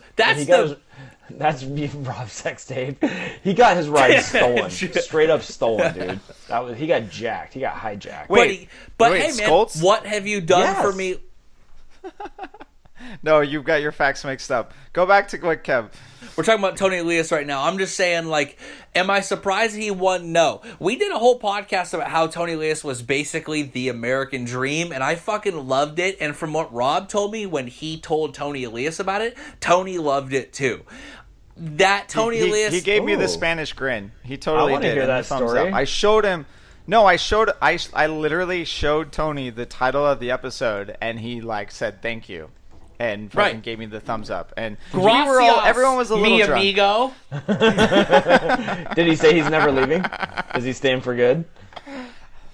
I asked him if he was sticking around next year, and he kind of like he gave me the response like he couldn't confirm that he was staying, but he pretty much, I can't remember his exact words, but it was something like damn, he gave you the X-Files response. He can neither confirm nor deny. The response was, if Trump extends my visa. You're saying Tony Elias a dreamer? Yeah. DACA has Tony Elias in fucking dire straits with immigration status. That'd be terrible. It was something like, if everything works out or whatever, right? Like, he could neither confirm nor deny that he was staying. But the speech that he gave at the end of the banquet, for the MotoAmerica banquet, was essentially like, make MotoAmerica great again. Like, he expects MotoAmerica to have, exactly like we talked about with World Superbike, but to have 6 to 10 riders fighting for wins in multiple races throughout the entire season. And I mean, the championship was already quite good. Like, even though Tony sort of ran away with it, all the races were exciting. There was always something going on. A lot of times it was people crashing, but there were battles the whole way through it. Well, the thing about Tony is... Go ahead. I'm sorry. Real quick. What? Give him a Nickname? It just dawned on me that Tony Elias, as top of a talent as he is, he seems to always enter a series at its beginning point or starting point, and then he capitalizes on it and just dominates, right? Moto 2 won that. He was the only real guy in the class. And then he comes here, he does this. It's like, yeah, what about 3 years in? Let's see where he's at. Anyway. You know, you're kind of following the Greg White, and you're saying Elias. Is it Elias or is it Elias? It's fucking Elias, but in America, he's Elias Island, motherfucker. He came here for a rebirth. So we changed his name. We named him fucking Tony. Yeah, exactly. Look, Tony Elias is dope because after 6 years of actively rooting against Yoshimura and hating Yoshimura with a blood red passion, bar none, can't stop me. I hate them all. I hate them every single day. Tony made me... Well, why have you been rooting against Yoshimura for 6 years? You will think that it's because of Matt Mladen and Ben Speed's domination during those years, but you'd be wrong, my friend. And ruining AMA Superbike because of their domination. And you'd still be wrong, my friend. I actually hate Yoshimura because and you know what? I love them for being cheaters. That's my favorite. That was my guess. Damn, I lost. For the better part of half a decade, that was their only redeeming quality, in my opinion, was that they were fucking cheaters, and if you're not cheating, you're not trying. And it's only cheating if you get caught. And Ben Spies didn't get caught because DMG tried to manufacture an American winning the series when Mladen won 12 races and broke the record for most wins in a season and still didn't win the title. That happened. Yeah, that happened. But the real reason I hate Yoshimura, is the worst thing that ever happened to me on a motorcycle happened on a RM125 Suzuki that had full Yoshimura fucking plastics on it. And I will tell you right now what happened to me because it's fucking heinous, but it's awesome at the same time. Despite the fact Rob likes to bring up, or Dennis and Bossum more specifically, that I don't actually own a motorcycle currently because I'm trying to get me a Zuma. I don't own a motorcycle because I did actually hurt myself for a while, which made riding a motorcycle somewhat uncomfortable. And what I mean by uncomfortable is heinously painful in the worst way any male could imagine. Oh, no. Because I used to fucking ride dirt bikes like a mofo. I've said this a million times, Everett. You've heard me say it. I've owned 20 or 30 bikes in my day. I've owned so many fucking dirt bikes and motorcycles. I did race. I had super moto bikes. Me and Rob know. I fucking rode for days. But on one ill-fated Christmas day in which I decided I would go hit up a motocross track because they were open and most of the family was out of town, I decided to ride on my RM125 because long live two strokes. Am I right? Can I get an amen for long live two strokes? Amen, brother. Amen. Boo. There we go. Okay, I was like, that was a little delayed. What's wrong with you fucking assholes? Two strokes for life. Yang, yang, yang, yang, yang, yang. Bang, bang. Yeah, well, if you were there on this particular day, you would have seen your boy in some pain because I actually could air it out a little bit on a fucking bike back in the day. I had some skills, okay? I wasn't Rob. I wasn't gallivanting across the country on sponsors' dimes and skipping out on my podcastly duties so I could go gallivant with some Jezebels. But I could, win me a local motocross race. And while practicing at a shitty-ass fucking track, Argyle motocross track in Dixon, California, if y'all know what I'm talking about, it's a shithole. It's a burrito hole all day long. Everett might know what I'm talking about right now. Mm-hmm. You know what I'm talking about? I do.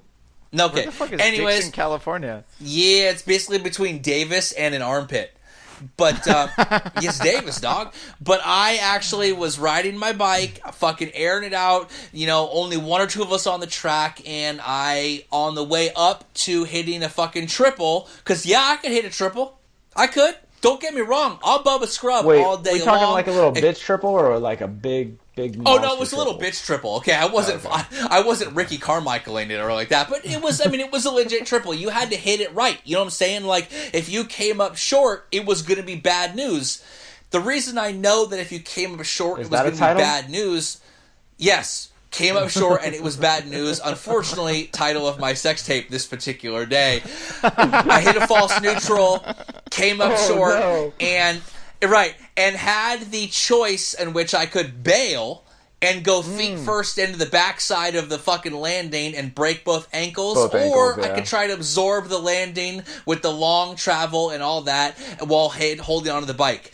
I chose option B. Unfortunately, option B did not register in my brain that I was straddling a very thin object. So when I cased it at fucking full speed, aired out, I smashed the whole package into the fucking seat, dude. I mean, not like literally the whole twig and berries. Like, you know how you hit your balls and you have that stomach pain, but if you hit your top of your dick, you have like that burn pain? Well, I had a double serving, right? And I fucking took it hard. Again, title of Rob's sex tape. But I took the full brunt, not even close to absorbing with any suspension travel. Just cased it, balls, dick, everything, head, full phallic impact on the bike, fell over. I'm on the ground like as hard as I can, rolling around. But I'm good. Okay? Monster. It's not the end of the world. Like, we've all ridden dirt bikes, Sure. we've all raced trials. I'm not gonna die. I think I'm good. I rolled it. Luckily, it's a fucking 2-stroke 125, so it weighs like 8 pounds. I can pick it up and just roll it to the truck. I load it up, and I fucking drive home, and I think I'm good. Like, I'm good. I'm okay. Until I try to pee. Oh. Yes.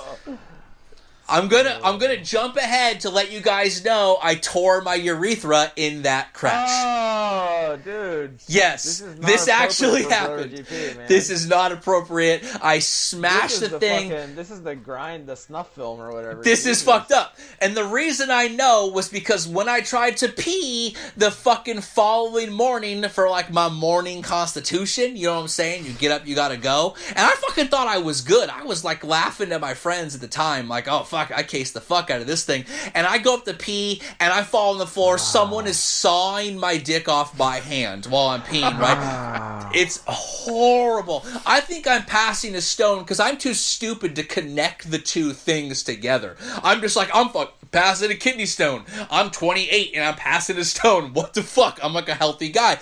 I rush to the hospital. I can't pee. I'm gonna die. I cut my dick off. I'm gonna die. I'm gonna be Viserys from fucking Game of Thrones. It's all good. I'm sneaky. But, right, it turns out I tear my urethra, which is no joke and not fun. The only fun part about it was, like, you still have to pee, right? Like, you can't just not pee. We're all on board if you can't not pee, you have to actually expel the stuff. So they give you a special medicine that numbs the track, right? Numbs it. The problem with numbing it is your muscles don't work. So you ever, like, put your finger over a hose? That's how the pee happens. Okay? So I have to pee every pee like I just had like an 8-hour bone down sesh. It's just coming out at every angle all at once. And the weirdest part is this medicine makes your pee neon orange. Like I'm pissing KTM all day long. So the only way I can pee is in the shower wrapped up in the shower curtain. So I can't go to work because I piss a flaming fucking spew in all angles at all times. Sprinkler and style. It stains everything. It's fucking straight. Like,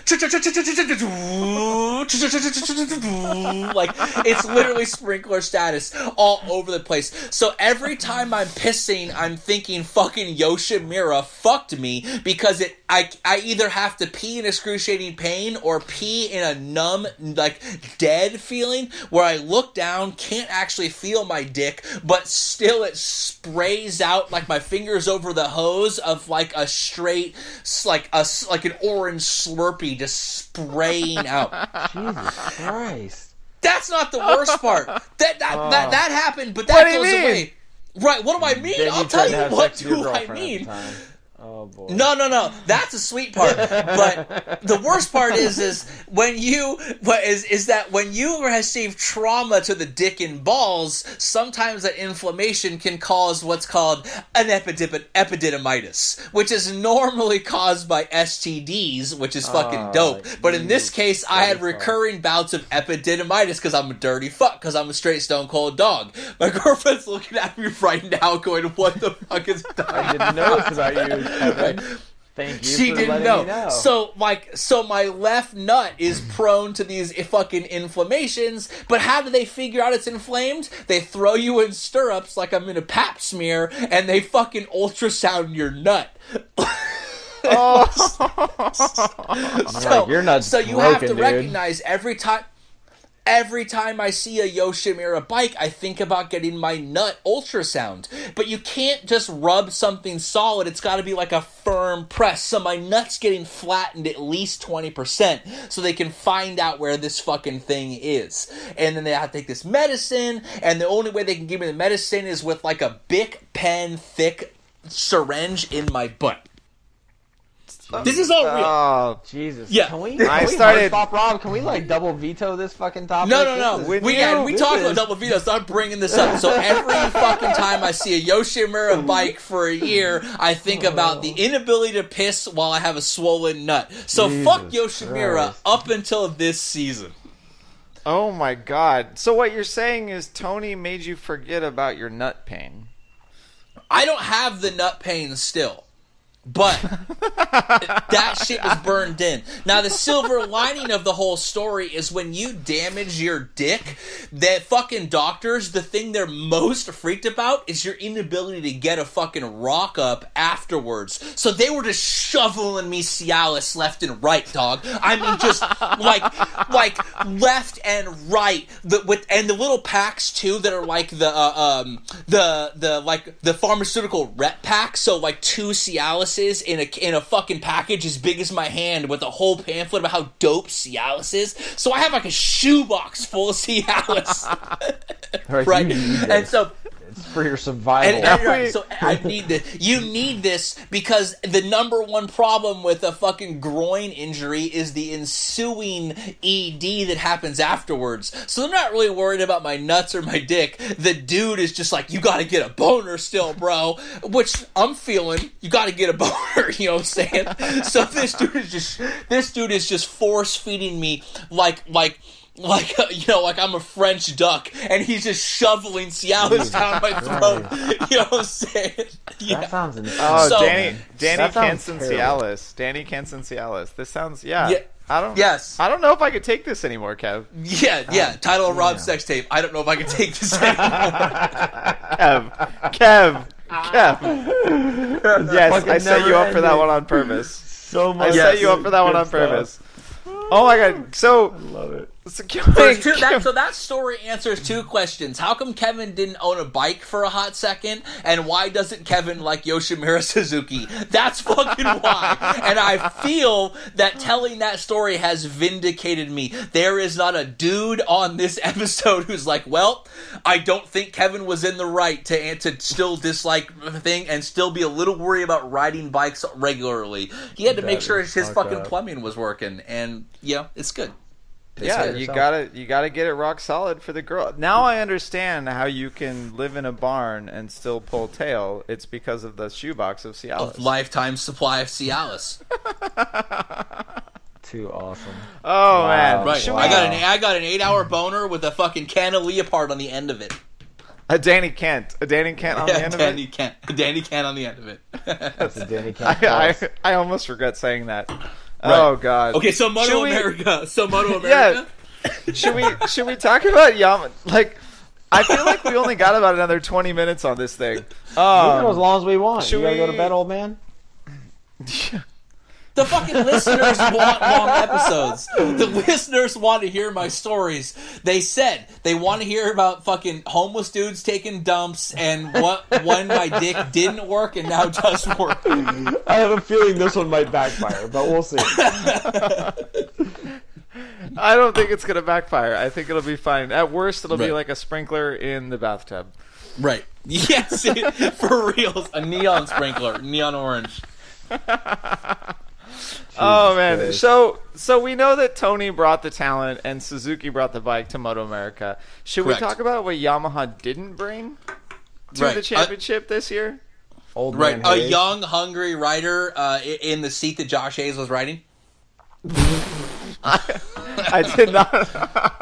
I did not expect that. Yes, that is true. So, I mean, rumor all season is that Josh Hayes is going to retire, and then he won that race at VIR, and pretty much the rumor changed to Josh Hayes is now going, fuck no, I don't want to retire anymore. But we think he's going to get pushed out. Yeah, he should. And, I mean, let's be real. I agree. Yeah, he should. Garrett Gerloff handily won the Supersport Championship. He is very talented. He destroyed in the latter half of the season. He destroyed Beach. He'd been destroying Valentin Debise the entire Totally time. destroyed Rob. Way faster Totally- than Rob. Oh yeah. He lapped me almost every time we were on track together. Guaranteed. Yeah, but as expected. That's pretty cool. As expected. But you know what? You have I way was more lapped by fans. that guy. So fuck him. You got way more fans. Fuck that guy. I might. But- I might well, have more fans. Here's a crazy idea. Follow me on do you think- Instagram. Do you think there should be like limits on how long you can be a factory rider? Probably not, but I don't think know there what? should be a hard and fast rule, but I mean, come on. You gotta know, like, Tony Elias, look, we love him, we've talked about how awesome he is, but he's not exactly like this phenom guy. If Tony Elias comes in and wipes the floor with you, that is the sign to Yamaha that it's time to up their game. It's try to get some young, hungry guys who are going to take it to him, and Hayes is riding for a paycheck. I mean, I got stories about Hayes mean mugging me at, like, the 2005 Supermoto final. He's just been in it too long. Before mean mugging was a thing. He's right, exactly. Before people even knew what mean mugging was. He should have been done with his career, and then he finally got his factory ride, and he's like, "Oh well, I guess I can't throw this in the garbage, so we better see this thing through for a few years." No, I mean he at a time when Spies was gone and Mladen retired, he kept the level of AMA, DMG, and then MotoAmerica high. Like, I credit him for his race wins and his talent and for making all the other riders try really hard, because he beat Roger countless times in the past couple of years. And Roger Hayden's a damn good rider. He made Yoshimura step up their level. But now that we've got Tony, and now that Cam is beating him consistently and is here, like, it is definitely time to go. It's a generational shift. But that's the point, though, is he was shooting fish in a barrel. He didn't... Dude, I think you give him way too much credit. I'll just leave it at that. Well, he got beat by Herrin to the Superbike title on the same bike, and he was beating Roger the entire time. Like, but that's my point. Is beating Roger wasn't because Roger wasn't maybe a better rider. Because look at him now. Like, why is... I mean, you could argue age, like, a couple years later, but to your point, Yosh didn't do shit the last 5 years until this year, and...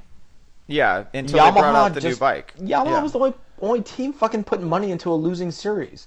I don't even know why. I don't know if they sold enough motorcycles and justified it or what. I mean, at some point, it has to be Supersport. It's designed as a stepping stone. It's designed as the intermediate class to move up. At some point, the dominant champions of Supersport, of 600s, have to move up. This is the normal progression of things. Hayes has shown that he's not going to win them the title. It's time to invest in the talent that you've already been investing in. It's time for that payoff. Move them up. See what they can do.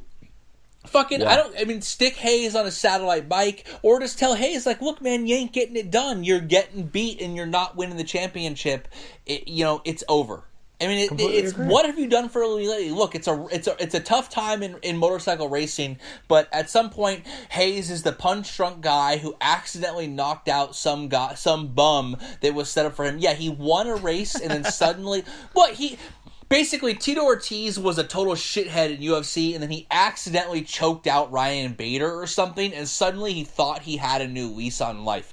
One win when some dudes, when the series is not that strong, is, it's not a sign to keep it up. That's a sign to move out, go out on top. Okay, I won a race, I've got some pride, I'm solid, I'm not a complete washout. That's the note you should go out on. I proved I still got something in the tank. It's time to go home to the wife and kids. Yeah. There are rumors about that, too. Right. Ooh, juicy. No, not going there. Not going there. Our listeners I totally agree. Bro. It's kind of a good time for him to go. I mean, but he has 3 Superbike titles. Like, we can't. In the worst era of in the worst era of MotoAmerica's infancy, when no one fucking cares and there was no one riding. And he had the best bike. So in 2-3 years, when fucking World Superbike has more competition, are you going to say Johnny Ray has 3 Superbike titles in the worst era of World Superbike? Absolutely, yes! That's what I was implying earlier. Exactly what I'm going to say. Yes. That Johnny Ray has 3 titles in the worst era there was. Yes. I mean, it's the eternal question: does dominance mean the era sucked, or does dominance just mean that you were incredibly good? You know what I'm saying? You wonder about that. It's a tough question to ask, doesn't really have an answer. But Hayes has, like Everett said, he finally got his factory ride and he sealed the deal with championships. It's time to call it quits. The paradigm has shifted on the series. It's on the up and ups. Hayes got us through the dark ages, the rebirth, and that's commendable. Okay, I'm not hating on him for his accomplishments that he did when there wasn't a lot of investment, but he's old. The thing has passed him by, and let's move some young guys up from the super sport. Let's let the super sport class breathe, especially with new rule changes coming up and all that. And let's really stack this series with young, hungry dudes who are really going out there to make a name for themselves and really show the world what they have. Yeah. I mean, I do want to see it because I do kind of feel like Gerloff might have a better chance at challenging Tony, maybe not next year, but the year after he moves up to Superbike. And I really hope that Gerloff does. Like, there have been rumors about which one of the Grave Supersport riders are getting the ride in Superbike. We know there's only one, but there's nothing confirmed just yet. It needs to be Gerloff. It's got to be Gerloff. I'm a JD fan more than Gerloff, but Gerloff is clearly the better talent that should get it. Look, I'm a JD fan because he looks just like Rob, but I've never seen them in the same place at the same time. So I just assume I'm rooting for Rob, and I always root for Rob. I'll get a picture next year at Coda. You got to go to Coda, both of you, and then we'll hang out with JD and we'll see if he. Not only am I going to Coda, I'm staying at Panigale John's fucking trailer. He's my bro. He's fucking got me the hookup. You know what I'm saying? He's got me a fucking place to stay. Yeah, boy. We're gonna have to get him a crew pass for MotoAmerica and get him in the whole thing. Right. He already won a fucking helmet from us. He doesn't need to get I would have got one for Bossum, except Bossum didn't get me no Leopard. You know who's getting a crew pass? My man, Thomas.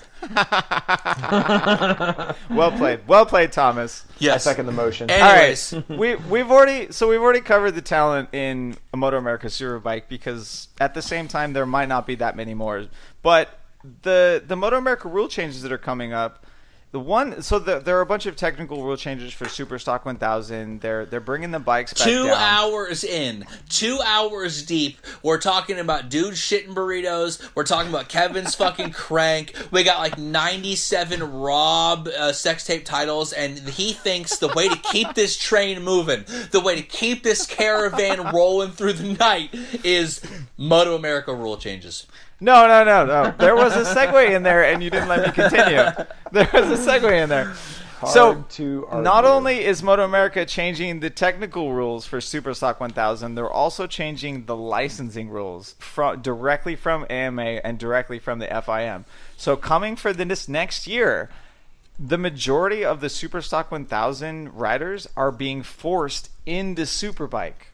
They can't ride in Superstock 1000 anymore because the new Superstock 1000 is supposed to be a reasonably low stepping stone. Like, the spec of the class is actually lower than the new Supersport. It's pretty much real Superstock, just like Superstock 600. Like, no engine changes. Pretty much, like, they have spec or kit, or not spec ECUs, but kit ECUs or flashes and data, and that's it, right? So, but the thing that I want to know is, what do you guys think about forcing riders moving up? Do you think that MotoAmerica can actually build a Superbike class out of this? Because Superbike's expensive, and there haven't been very many Superbike riders in the past couple of years. Can they build a full grid of Superbikes and actually fill out that single standalone race that they've got going for next year? I mean, absolutely. They just have to design the format in a way that makes it and incentivizes appropriately, right? So if you're a factory, there is no bonus incentive. The bonus incentive bumps from you if you're tagged a factory to the next team. So Yamaha, you're talking about purses. Any purse money, correct? Per round purse money. TV rights payouts to the satellites. Factories get zero subsidies. Everybody else starts getting subsidies, riders and teams. And I mean, no, that is... my opinion. Hold on, Rob. My opinion is let me be frank. The series needs factory involvement. We need more than Yoshimura Suzuki and Yamaha. We need Ducati to come back. It'd be cool if you could get some other fucking factories involved. And how do you do that? No factory is spending money to be last on the grid. No factory is spending money to get shitty results. You need people for the factories to beat. And you can't say they're beating, they're second to last in class, but they beat some super stock riders. I mean, right? The first rule is get rid of that 50-year-old dude. Like, and tell the announcers to stop fucking talking about him at Laguna. Well, the dude's the man, I'm sure, and he's faster than I've ever thought I'll be on a motorcycle. But I could pee orange way better than him. But the point being is like the fucking series, the factories need a little prestige, and for a factory to be cool with getting 6th, 7th, or 8th, they have to make sure there's guys finishing 20th in class. You understand what I'm saying? Like, the factories can't... You have to build... You can't have this dual race happening where a guy gets 3rd but wins his title, or he gets on the... all that stuff. Like, there's just one race. And there's one race... And that's all that matters. And I think that, yes, you can build a series out of force and we just change the rules. You want to build a superbike that's low spec? That's on you, brah. And if you can make a superbike that's low spec competitive, cool. But by actively classifying them as low spec, you're basically backhandedly talking shit about any factory that guy beats. Yeah. All right, so Kev's point first. The 50-year-old dude... they only talk about him when you're actually at the racetrack, and it's the guy on the announcers. The guys on TV that are doing the announcing never talk about the 50-year-old dude. So, yeah, that's a whole nother topic. We don't need to get into that. Kev, I totally agree with your point that he's a really cool dude. I think he only has one eyeball. Wait, what? Jesus Christ. Did that just I've had too many Danny Kents, but stop the presses. What the fuck sport are we talking about where a dude with one eyeball is on the national series and qualifying? What is DQ'd instantly. No, I'm serious. His last name is... Never mind. I'm not going to bring up his name. I'm not going to talk about him. I think he might only have one eyeball. I actually feel bad. If the dude only has one eyeball, bro, that sucks. I almost only had one groin ball, and that was horrifying to think. So if you only have one eyeball, fucking... You know what? You're my fucking hero. Yeah. You do you, dog. You do you. I'm pulling our rule. Hard veto on the one eyeball dude. Talk about something else, Rob. Yeah, we're moving on to Everett's point. What was your Everett? What was your point? I totally forgot already. Double veto. I don't fucking know. We're moving on to the one eyeball. Right, moving on to the syllabus right now. The fucking. I'll finalize the thought. The point is, the factories are paying the factory riders. They don't need additional income. They probably do. We all want more money, but give the privateers and the satellite riders pay so that they can pay for their travel, the basic expenses, whatever else, and then subsidize the teams to make sure they have an incentive to keep showing up. All right, I remember your point now. Your point was talking about subsidies and talking about paying out privateers. So MotoAmerica actually released that they were increasing the payouts for next year, and that they have this $1 million purse for the entire year, and $3/4 of it. $3/4 of it is going to Superbike. MotoAmerica this past year, they've already had something called the Premier Entry. So it's essentially you commit to providing a professional-looking experience. You commit to providing one racer for every single round. You commit to essentially being the kind of racer that they want to show on television, and they guarantee you a payout as long as you make it into the race. It doesn't matter where the hell you finish. I don't even think it matters if you DNF or not. As long as you're on the grid and you start the race, you get paid. And to be honest, the amount is it's I think it's like $1,000 a race or something. So at the moment, like last year, it wasn't a huge amount, but if they're increasing the payout to $750,000 for the entire season, I expect MotoAmerica to be bumping up that amount and kind of leaving the purses alone, because that's exactly what they need. Go ahead, Kev. You gotta fake it till you make it. I think that's great. You gotta fucking, if you're trying to, because the number one problem I have, why are you laughing? That's a fucking legit thing. Fake it till you make it. Look at that's what I do every round. The most illegitimate thing ever, but okay. Right, but the problem is sometimes it would feel like a glorified club race. I'm not talking shit about club racers. Club racing is fun. I've done it. Rob likes to go wipe the fucking floor with club racers, but it has to feel more professional than that. And if you are telling people, look, show up, look good, make sure your bike isn't like primer fucking gray, and have everything look sick, have both eyeballs at one time, and be, on the fucking track, and it's good to go. Surprised. Look, I'm just saying, like, you gotta, if you want to build a professional series, look, if you're a homeless dude and you want to go get a job, you gotta get a suit. You gotta get a suit before you get a fucking house, because you can't get the house until you get the job, but you can't get the job if you don't have a suit. You gotta fucking trick people. Perception is reality. Everyone knows what I'm talking about. Everett fucking probably honeypots and tricks dudes into buying shit all the time. I mean, that's pretty much what the premier entry says too. They gotta have the hospitality. They gotta make sure they're at the autograph signings. They gotta do everything. Look, you can't get into a strip club with a backwards hat on. Okay? You can't see them titties without your hair combed. You can't roll in sweats with no underwear if you want to see some booty.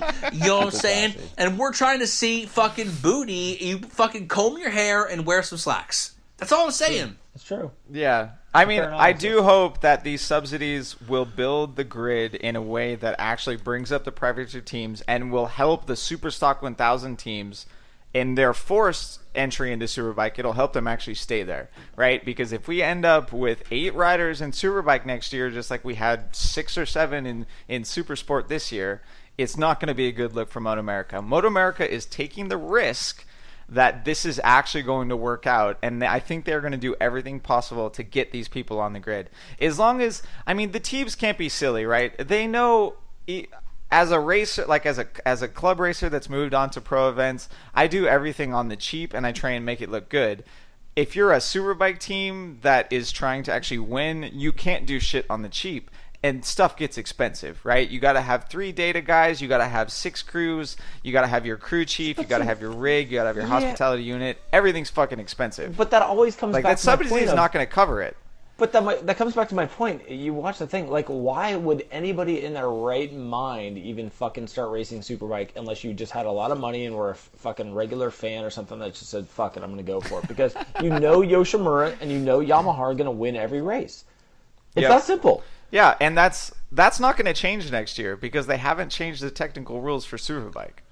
They've increased the payouts. They've forced Superstock 1000 riders up there. They haven't really changed anything else. I mean, Skoltz did win a Superbike race on his stock 1000 I didn't know that fun fact. Thank you. Kind of. But you're making my point though. Because of the boycott or whatever, right? Well, partially that. It was also wet, but but you're making my point. My point is, if I know that I can't win, why the fuck am I going to pay the money and show up? You need to subsidize the fuck out of me and my effort, and I'll go run around in 8th place, but with the hopes that I can develop a program. Yes. MotoAmerica knows that they need those guys in the grid. What's the number one rule? If you want to make money, what do you got to do, fucking Everett? You got to spend money. Start with money. You got to spend money to make money. You know what I'm saying? You got to start with a small loan of $1 million. Okay. To Everett Dittman at... Yeah. It's the same reason... It's Everett. It's the same reason. Why is Carl on the MotoGP grid? He's making money. That series oozes money, and it's a proposition because we were texting about that. He told me flat out he needs to make €1.5 million for next year. So it's as a rider, he's on the grid and he can do that because he has the talent. But the team though, the team can't be raking in the dough and on the grid for MotoGP. They're not winning. They're not going to win. Yeah. They're running a franchise, and you basically... So, look, I mean, you want tangent and a half. So he's going to give them €1.5 million to buy his seat. They need him already. They're going to make, say, $2 million on him, pay him nothing. He's going to give them 1.5. They're going to make 3.5 after all the TV rights and all the other bullshit they get subsidized by to be a part of that series. But if he wants that ride, that's the incentive he has to provide to the team. And that's my point is, at some point, MotoAmerica has to flip the script where the teams down to 20th place basically can pick and choose, and people will give them money, and they still cover all their costs, and the money the rider gives them will, in theory, help them make money. Profit. Yeah, I think that script works, and that's what MotoGP is doing, right? GP subsidizes all the privateer teams, pays for all their travel, pays for a subsidy for the bike and the rider, and it helps them stay on the grid, and it keeps the show there. MotoAmerica might be one of the first motorsport, at least motorcycle motorsport series that is actively doing that, because in the NFL, right, it doesn't matter if the team gets last place in the whole thing. They still get paid because the shit's on TV and it makes the NFL money. In motorsports, that hasn't happened before. You actually had to win. Well, they have a deal in the NFL, too, that says that all owners share the TV rights money equally because they all participate in creating that package. And that is the right, because the Patriots can't go 12-4 unless there's bad teams for them to beat. Bingo. Right, and those are real things. Small market teams are required. Right, I mean, Marquez, it looks better when Marquez wins 11 races or 12 races against a really competitive grid. Like, that's the number one thing everyone talks about with Marquez is, he beat such a competitive grid. Well, was it really competitive? I don't know, but the perception of it is what's reality, and MotoAmerica needs to build the perception that their national series is solid. And if you build it, they will come. It was not long ago, in the grand scheme of things, that Ducati had a factory team sponsored by a major parts distributor, that we saw Suzuki, that we saw Yamaha, and that we saw Kawasaki. Now, there was kind of the problem that each one was picking and choosing their own series, right? That time period where there was 4 series. But the point being, you still had the investment and there was still a show.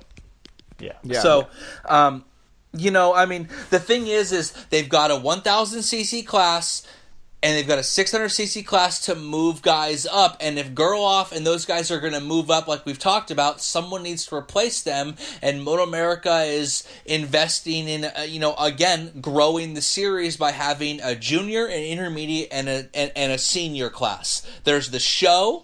There's the middle class that gets you up there, and then there's the class that gets these teams on the national stage for sponsors, for now we start to follow these riders from when they're teenagers all the way to adults when they're fast as fuck, and that's the new class that Rob wants to talk about right now. Isn't that right, Rob? I love how it is the cheap feeder class. First aside, I love how you listed the 3 relevant classes, but there are 5 total. I don't give a fuck about that. I know, which is a whole nother point. But we're gonna talk about Superstock 300 first. So Superstock 300 is essentially the continuation of the KTM RC Cup. They've now opened up the junior class and made it available to all manufacturers correctly. As long as Suzuki finally homologates their little Gixxer 250. And then Everett just messaged me saying that Rob is getting a boner talking about Cialis boner. If that thing lasts for more than 4 hours, Rob, contact the doctor. You could see the excitement. He was like, the episode's going 2 hours. I'm bored. Wait, new MotoAmerica classes. Let's do this. Right. Oh my God, it's over 2 hours. It's over 2 hours by now for sure. No, I mean, so the cool thing about the Superstock 300 class, we've seen the excitement, we've seen how good the races can be in World Supersport 300. Like, I don't really care that much that the class is generally Ninja 300s versus the Yamaha R3. At least we have something to root against, right?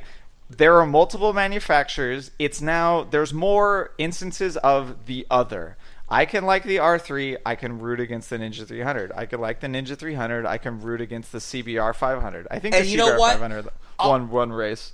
You are so fucking right on with that comment right there. Rooting against the other, rooting against fucking the boos in GP are a huge issue. It keeps happening. People underestimate the ability to root against something. That desire to fucking dislike something can be just as much as the desire to like something, and more so, in fact, right? Fucking, Jim Morrison said, hate is a very underrated emotion, and that shit is true, and they should be capitalizing on that. We all hate Honda. Everyone hates Honda. No one likes Honda. If you tell me right now that you like Honda, you're a lying sack of burritos. It's not true. You don't like Honda. But opening this up, everyone loves Yamaha. Their bikes are all edgy and cool and shit, right? I mean, Yamahas and Hondas are bland and boring. They're like a fucking, basically Yamahas are super burritos and Hondas are regular burritos. Who orders a regular burrito? Just a little bit of bean and cheese. Bean and cheese. Yeah. No one wants cheese. No one wants. Who don't watch motorcycle racing. Well, and it's like the Howard Stern movie. That's the vanilla. It's like the Howard Stern movie, right? It's like who hey, the ratings are up, but who's watching you the most? It's like, well, the people who like you, they listen for an hour. The people who hate your guts listen for 2 hours. Like, fucking A. And that describes the CBR 500 perfectly, right? It's a CBR 500 and gets a bunch of twin-cylinder 300cc bikes. It gets a wider rear tire because it's a bigger bike and it can't use the smaller rear tires, and it still loses 3/4 of the time. It's garbage. Right. It's a Honda. Honda is so garbage, except for MotoGP and Marquez. Poor guy's representing the wrong brand. Yeah, but he's still making a shit ton of money. He's on my screen. Yeah, but that's the point. Opening it up gives you more than, not only does it give you the entrance to the new young guns that you start to follow for years and years and years, it gives you the fucking manufacturers you don't like, or maybe even the riders you don't like. And look, I don't want to hard segue to that, but Anna Carrasco just won. She was the first woman to win a world championship level race in FIM. And I don't know if ever, but it's certainly in a long, long, long motherfucking time. And that was a huge story.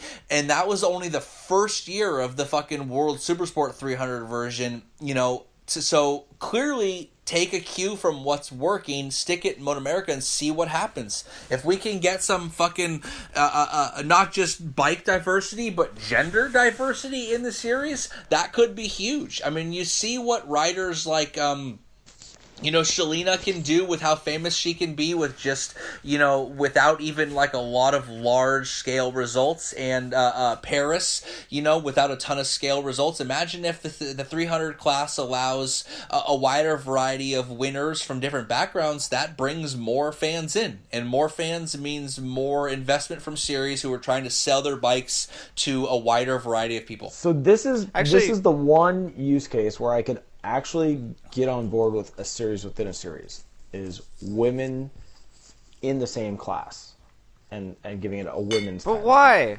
No, because complete bullshit. Completely unnecessary, because there's no difference between...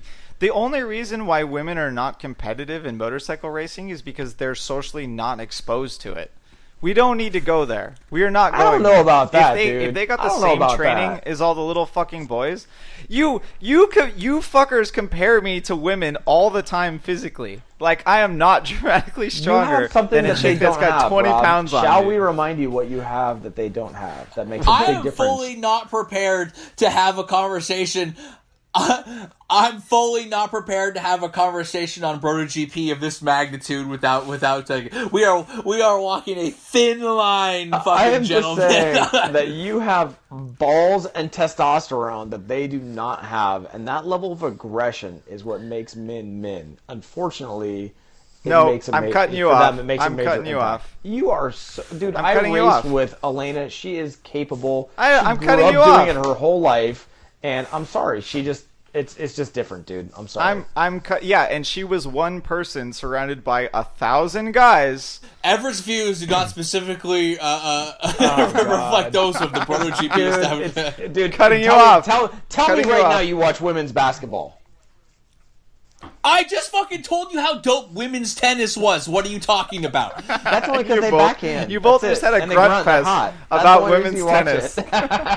Look, my original point do not pay me to be the fucking gender biased motherfucker. The reality is, it's just the men are bigger, faster, stronger, more exciting. It's that simple. I am not trying to say what happens with or without genders. All I was saying is we saw that the 300 class in the World Superbike Series level invigorated the series, got lots of pub, got lots of interest, including some media attention because of Anna's win. I think it's smart that MotoAmerica follows the formula of what works, just like World Superbike follows the ECU format of what works. No dispute. Perhaps the 300 class can shine some light where there wasn't light before, and then we take that discussion. If we want to have a discussion about the differences between men and women in motorsport versus sport, I think that's a valid conversation to have. It's just not the one to have right now.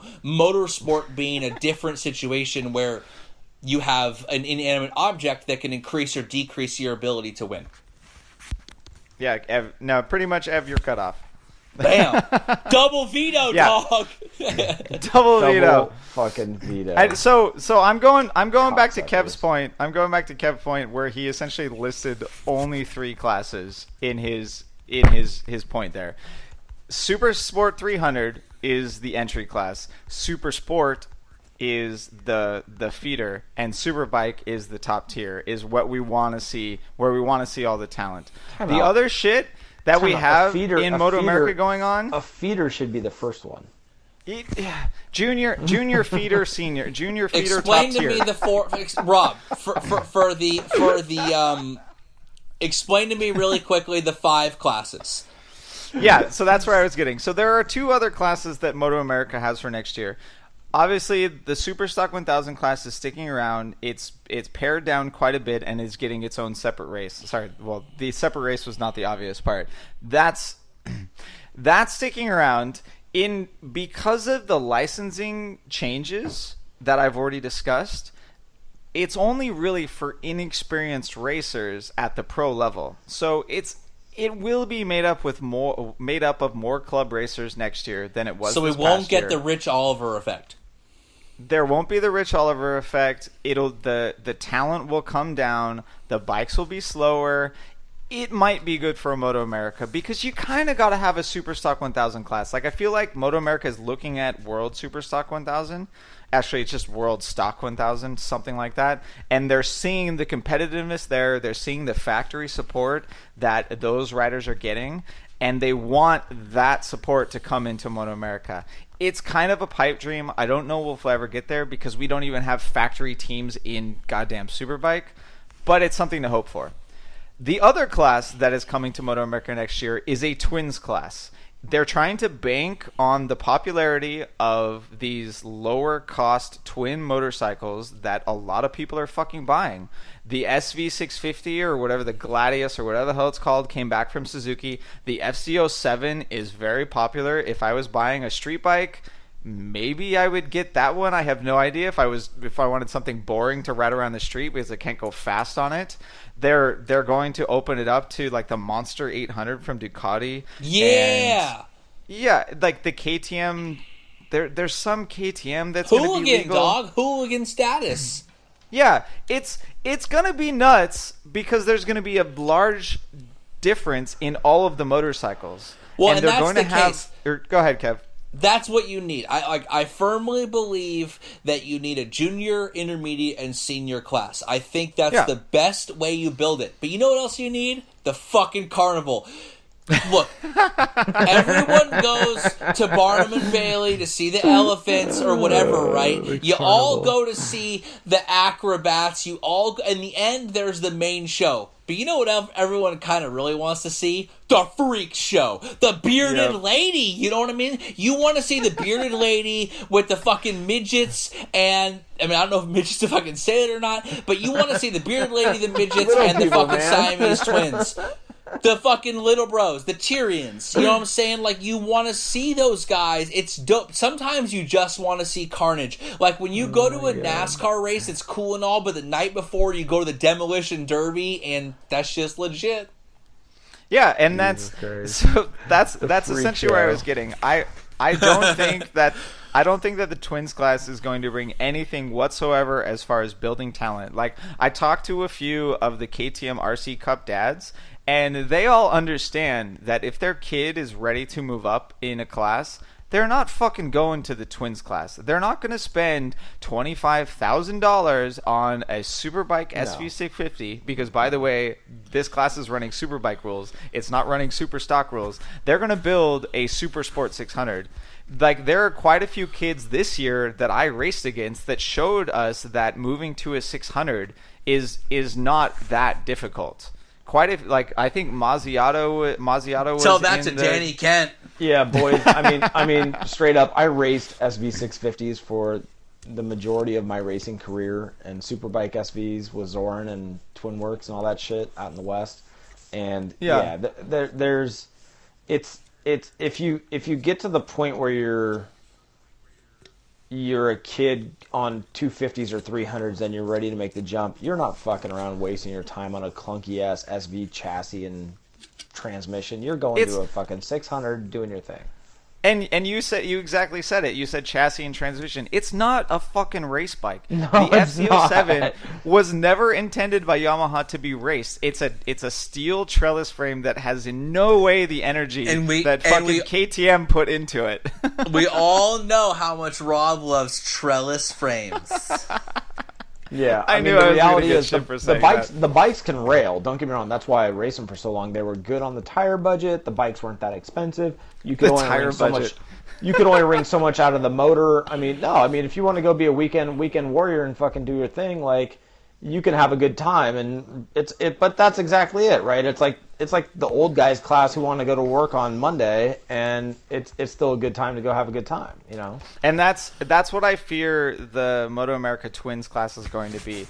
It's only going to be the old guys because of the Superbike rules. The Superbike rules are going to allow you to spend $25,000 to $30,000. It's the carnies that get drunk the night before and go roll out.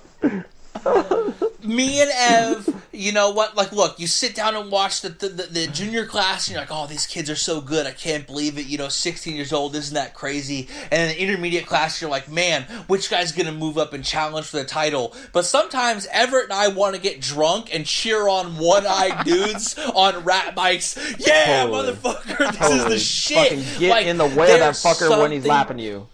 There's something to be said about Mad Maxing it up on Saturday afternoon. And there's nothing wrong with that, because afterwards, me, Ev, we're going to meet Cy and some slightly attractive but maybe a little haggard-looking chicks who he hired to be his umbrella girls, who seem just a hair too many miles, but they're still like, and we want to get fucking wasted and talk about how dope this is.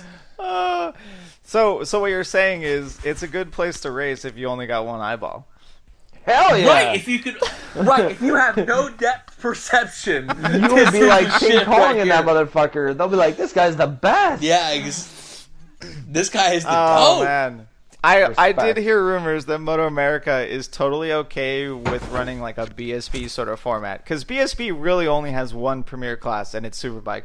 All the other classes are borderline club racing. This will bring out the big top, and the big top is when you've got an enclosed canopy built into your RV dash, trailer setup, and you bring the stripper pole, and you charge a $5 cover in the paddock. And you hold some adult entertainment like we did with a gentleman who will remain nameless from San Luis Obispo with the last name Soros. Fuck! That was a good time. You two got to come to Wisconsin, because that was the Wisconsin round was the best one for essentially like everyone camping, drinking beers, and hanging out overnight every single round. Wisconsin was the best one. You got to come out to that one. But all right, we got some listener questions to talk about. Yeah, we're moving on to listener questions. So I think Kev's got like 10 minutes of battery left. So let's rapid fire this. Okay, shit, Justin Nickel wants to know about any poop stories I might have. Covered that. Done. Right. At least you got phallic on it. My man Kevin Bowers wants to know at what point HRC will get pissed and invest in World Superbike.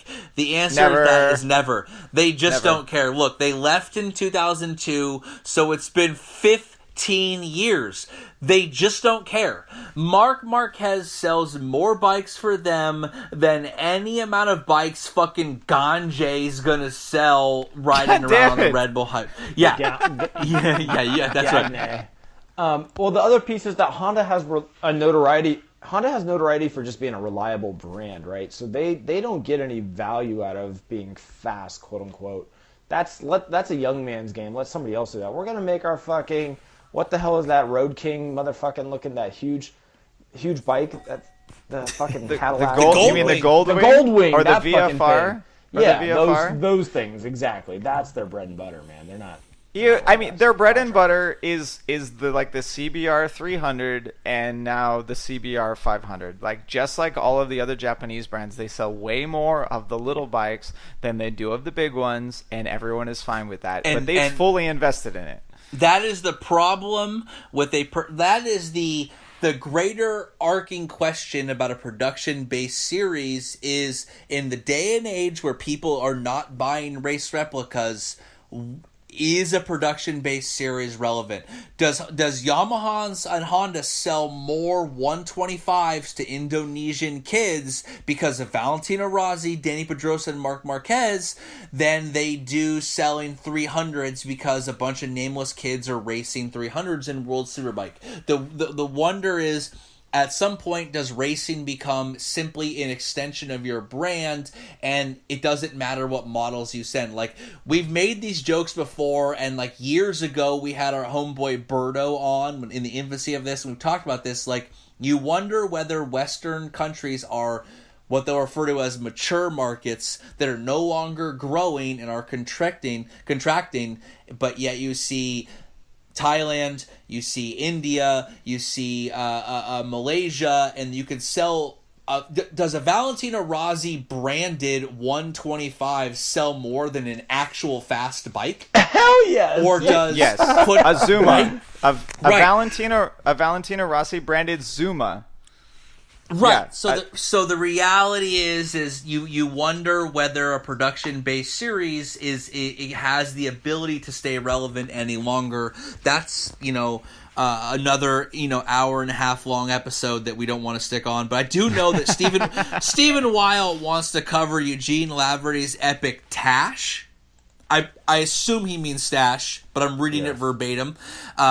It's quite epic. It's pretty solid. It's pretty solid. There is a video floating around on some phones about Eugene Laverty giving MotoGP a solid. Eugene Laverty is asked, full stash in effect, whether he listens to MotoGP, and his verbatim answer is, fuck yes, I listen to MotoGP. Which I think he's lying, because if he did, he wouldn't have signed the SMR team, which we told him was a fake factory team. So, you know what I mean? We try to say that shit. I feel like we might have more street. I feel like we might have more street cred now, because now he knows that we were right. Right. He's got to know. We don't have that fake news bullshit on here. Kev. Right. My man Eric wants to know on Instagram why we should be interested in MotoAmerica or World Superbike. Is it better to watch than Moto2 or Moto3? Look, Those two fucking things aren't mutually exclusive. It's not like we can't talk about Moto 2 and Moto 3.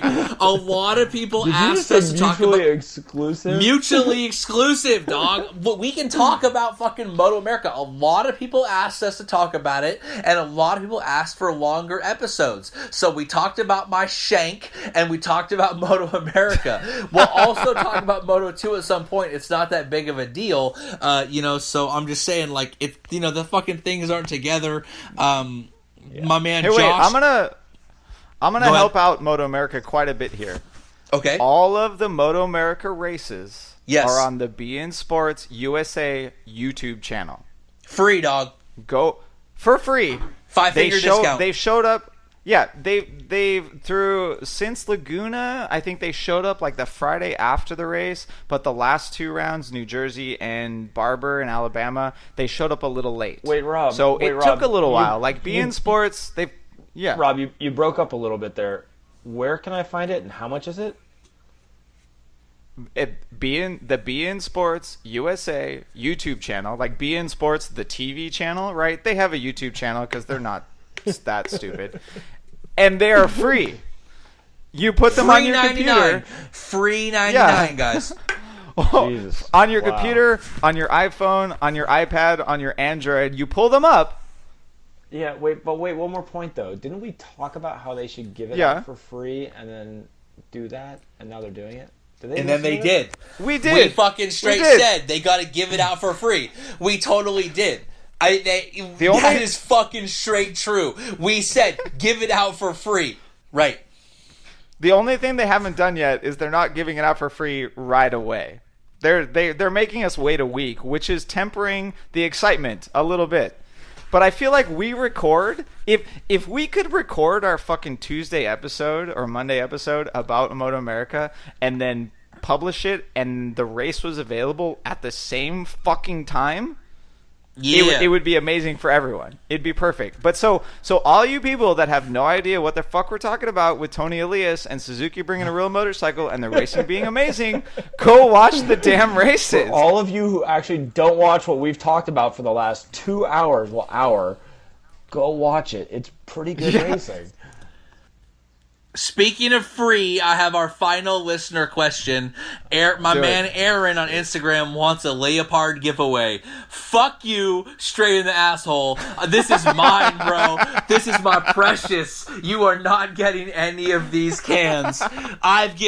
We've given away Dovizioso helmets. We've given away Valentino helmets. I've given away countless shirts. We have we have more stickers than you ever could imagine that we were giving away. We gave away signed stickers. Everett. At one point, we gave away an all-access pass to World Superbike Laguna. Just straight gave that away.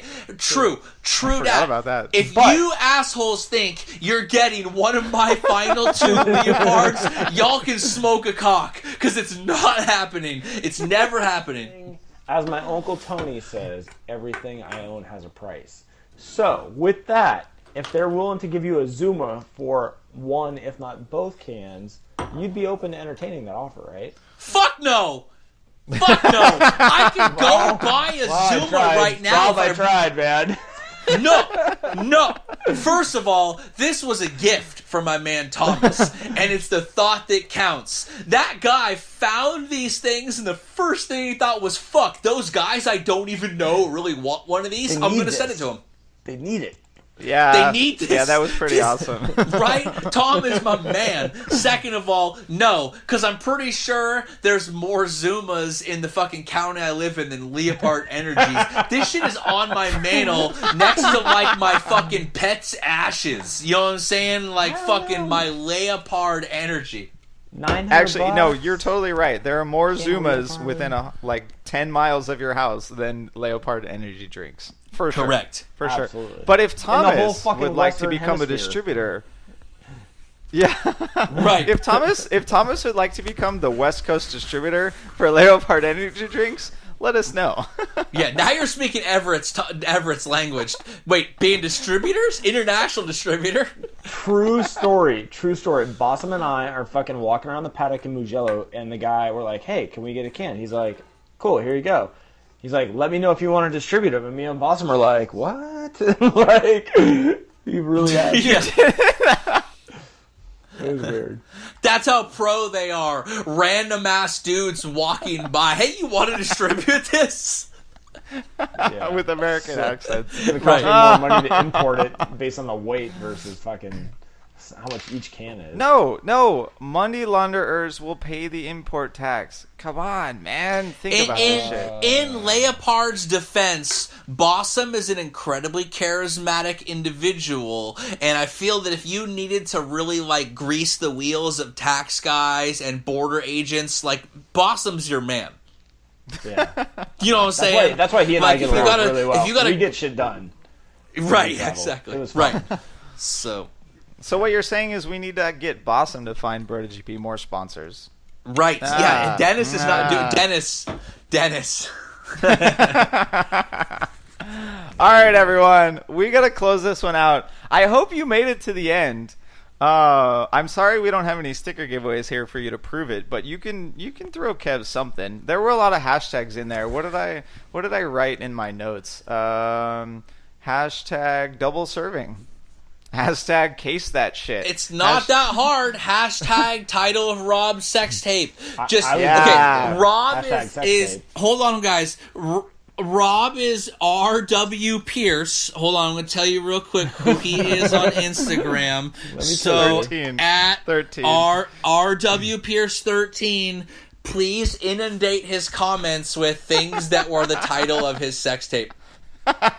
I'll post a new MotoAmerica photo tomorrow morning. Also, And, Rob was successfully able to get through a 2.5-hour episode in which he did not tell us the secret story about Luca.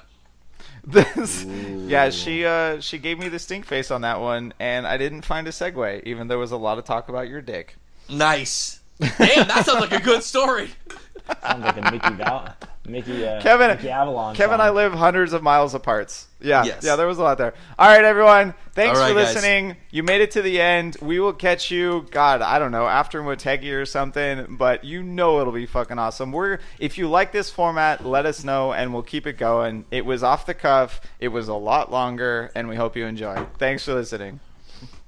Thanks for being wildly sharp and naturally good and being served cold with lime, ginger, pear, maca, and cardamom. If you can tell me what cardamom is, I'll give you something.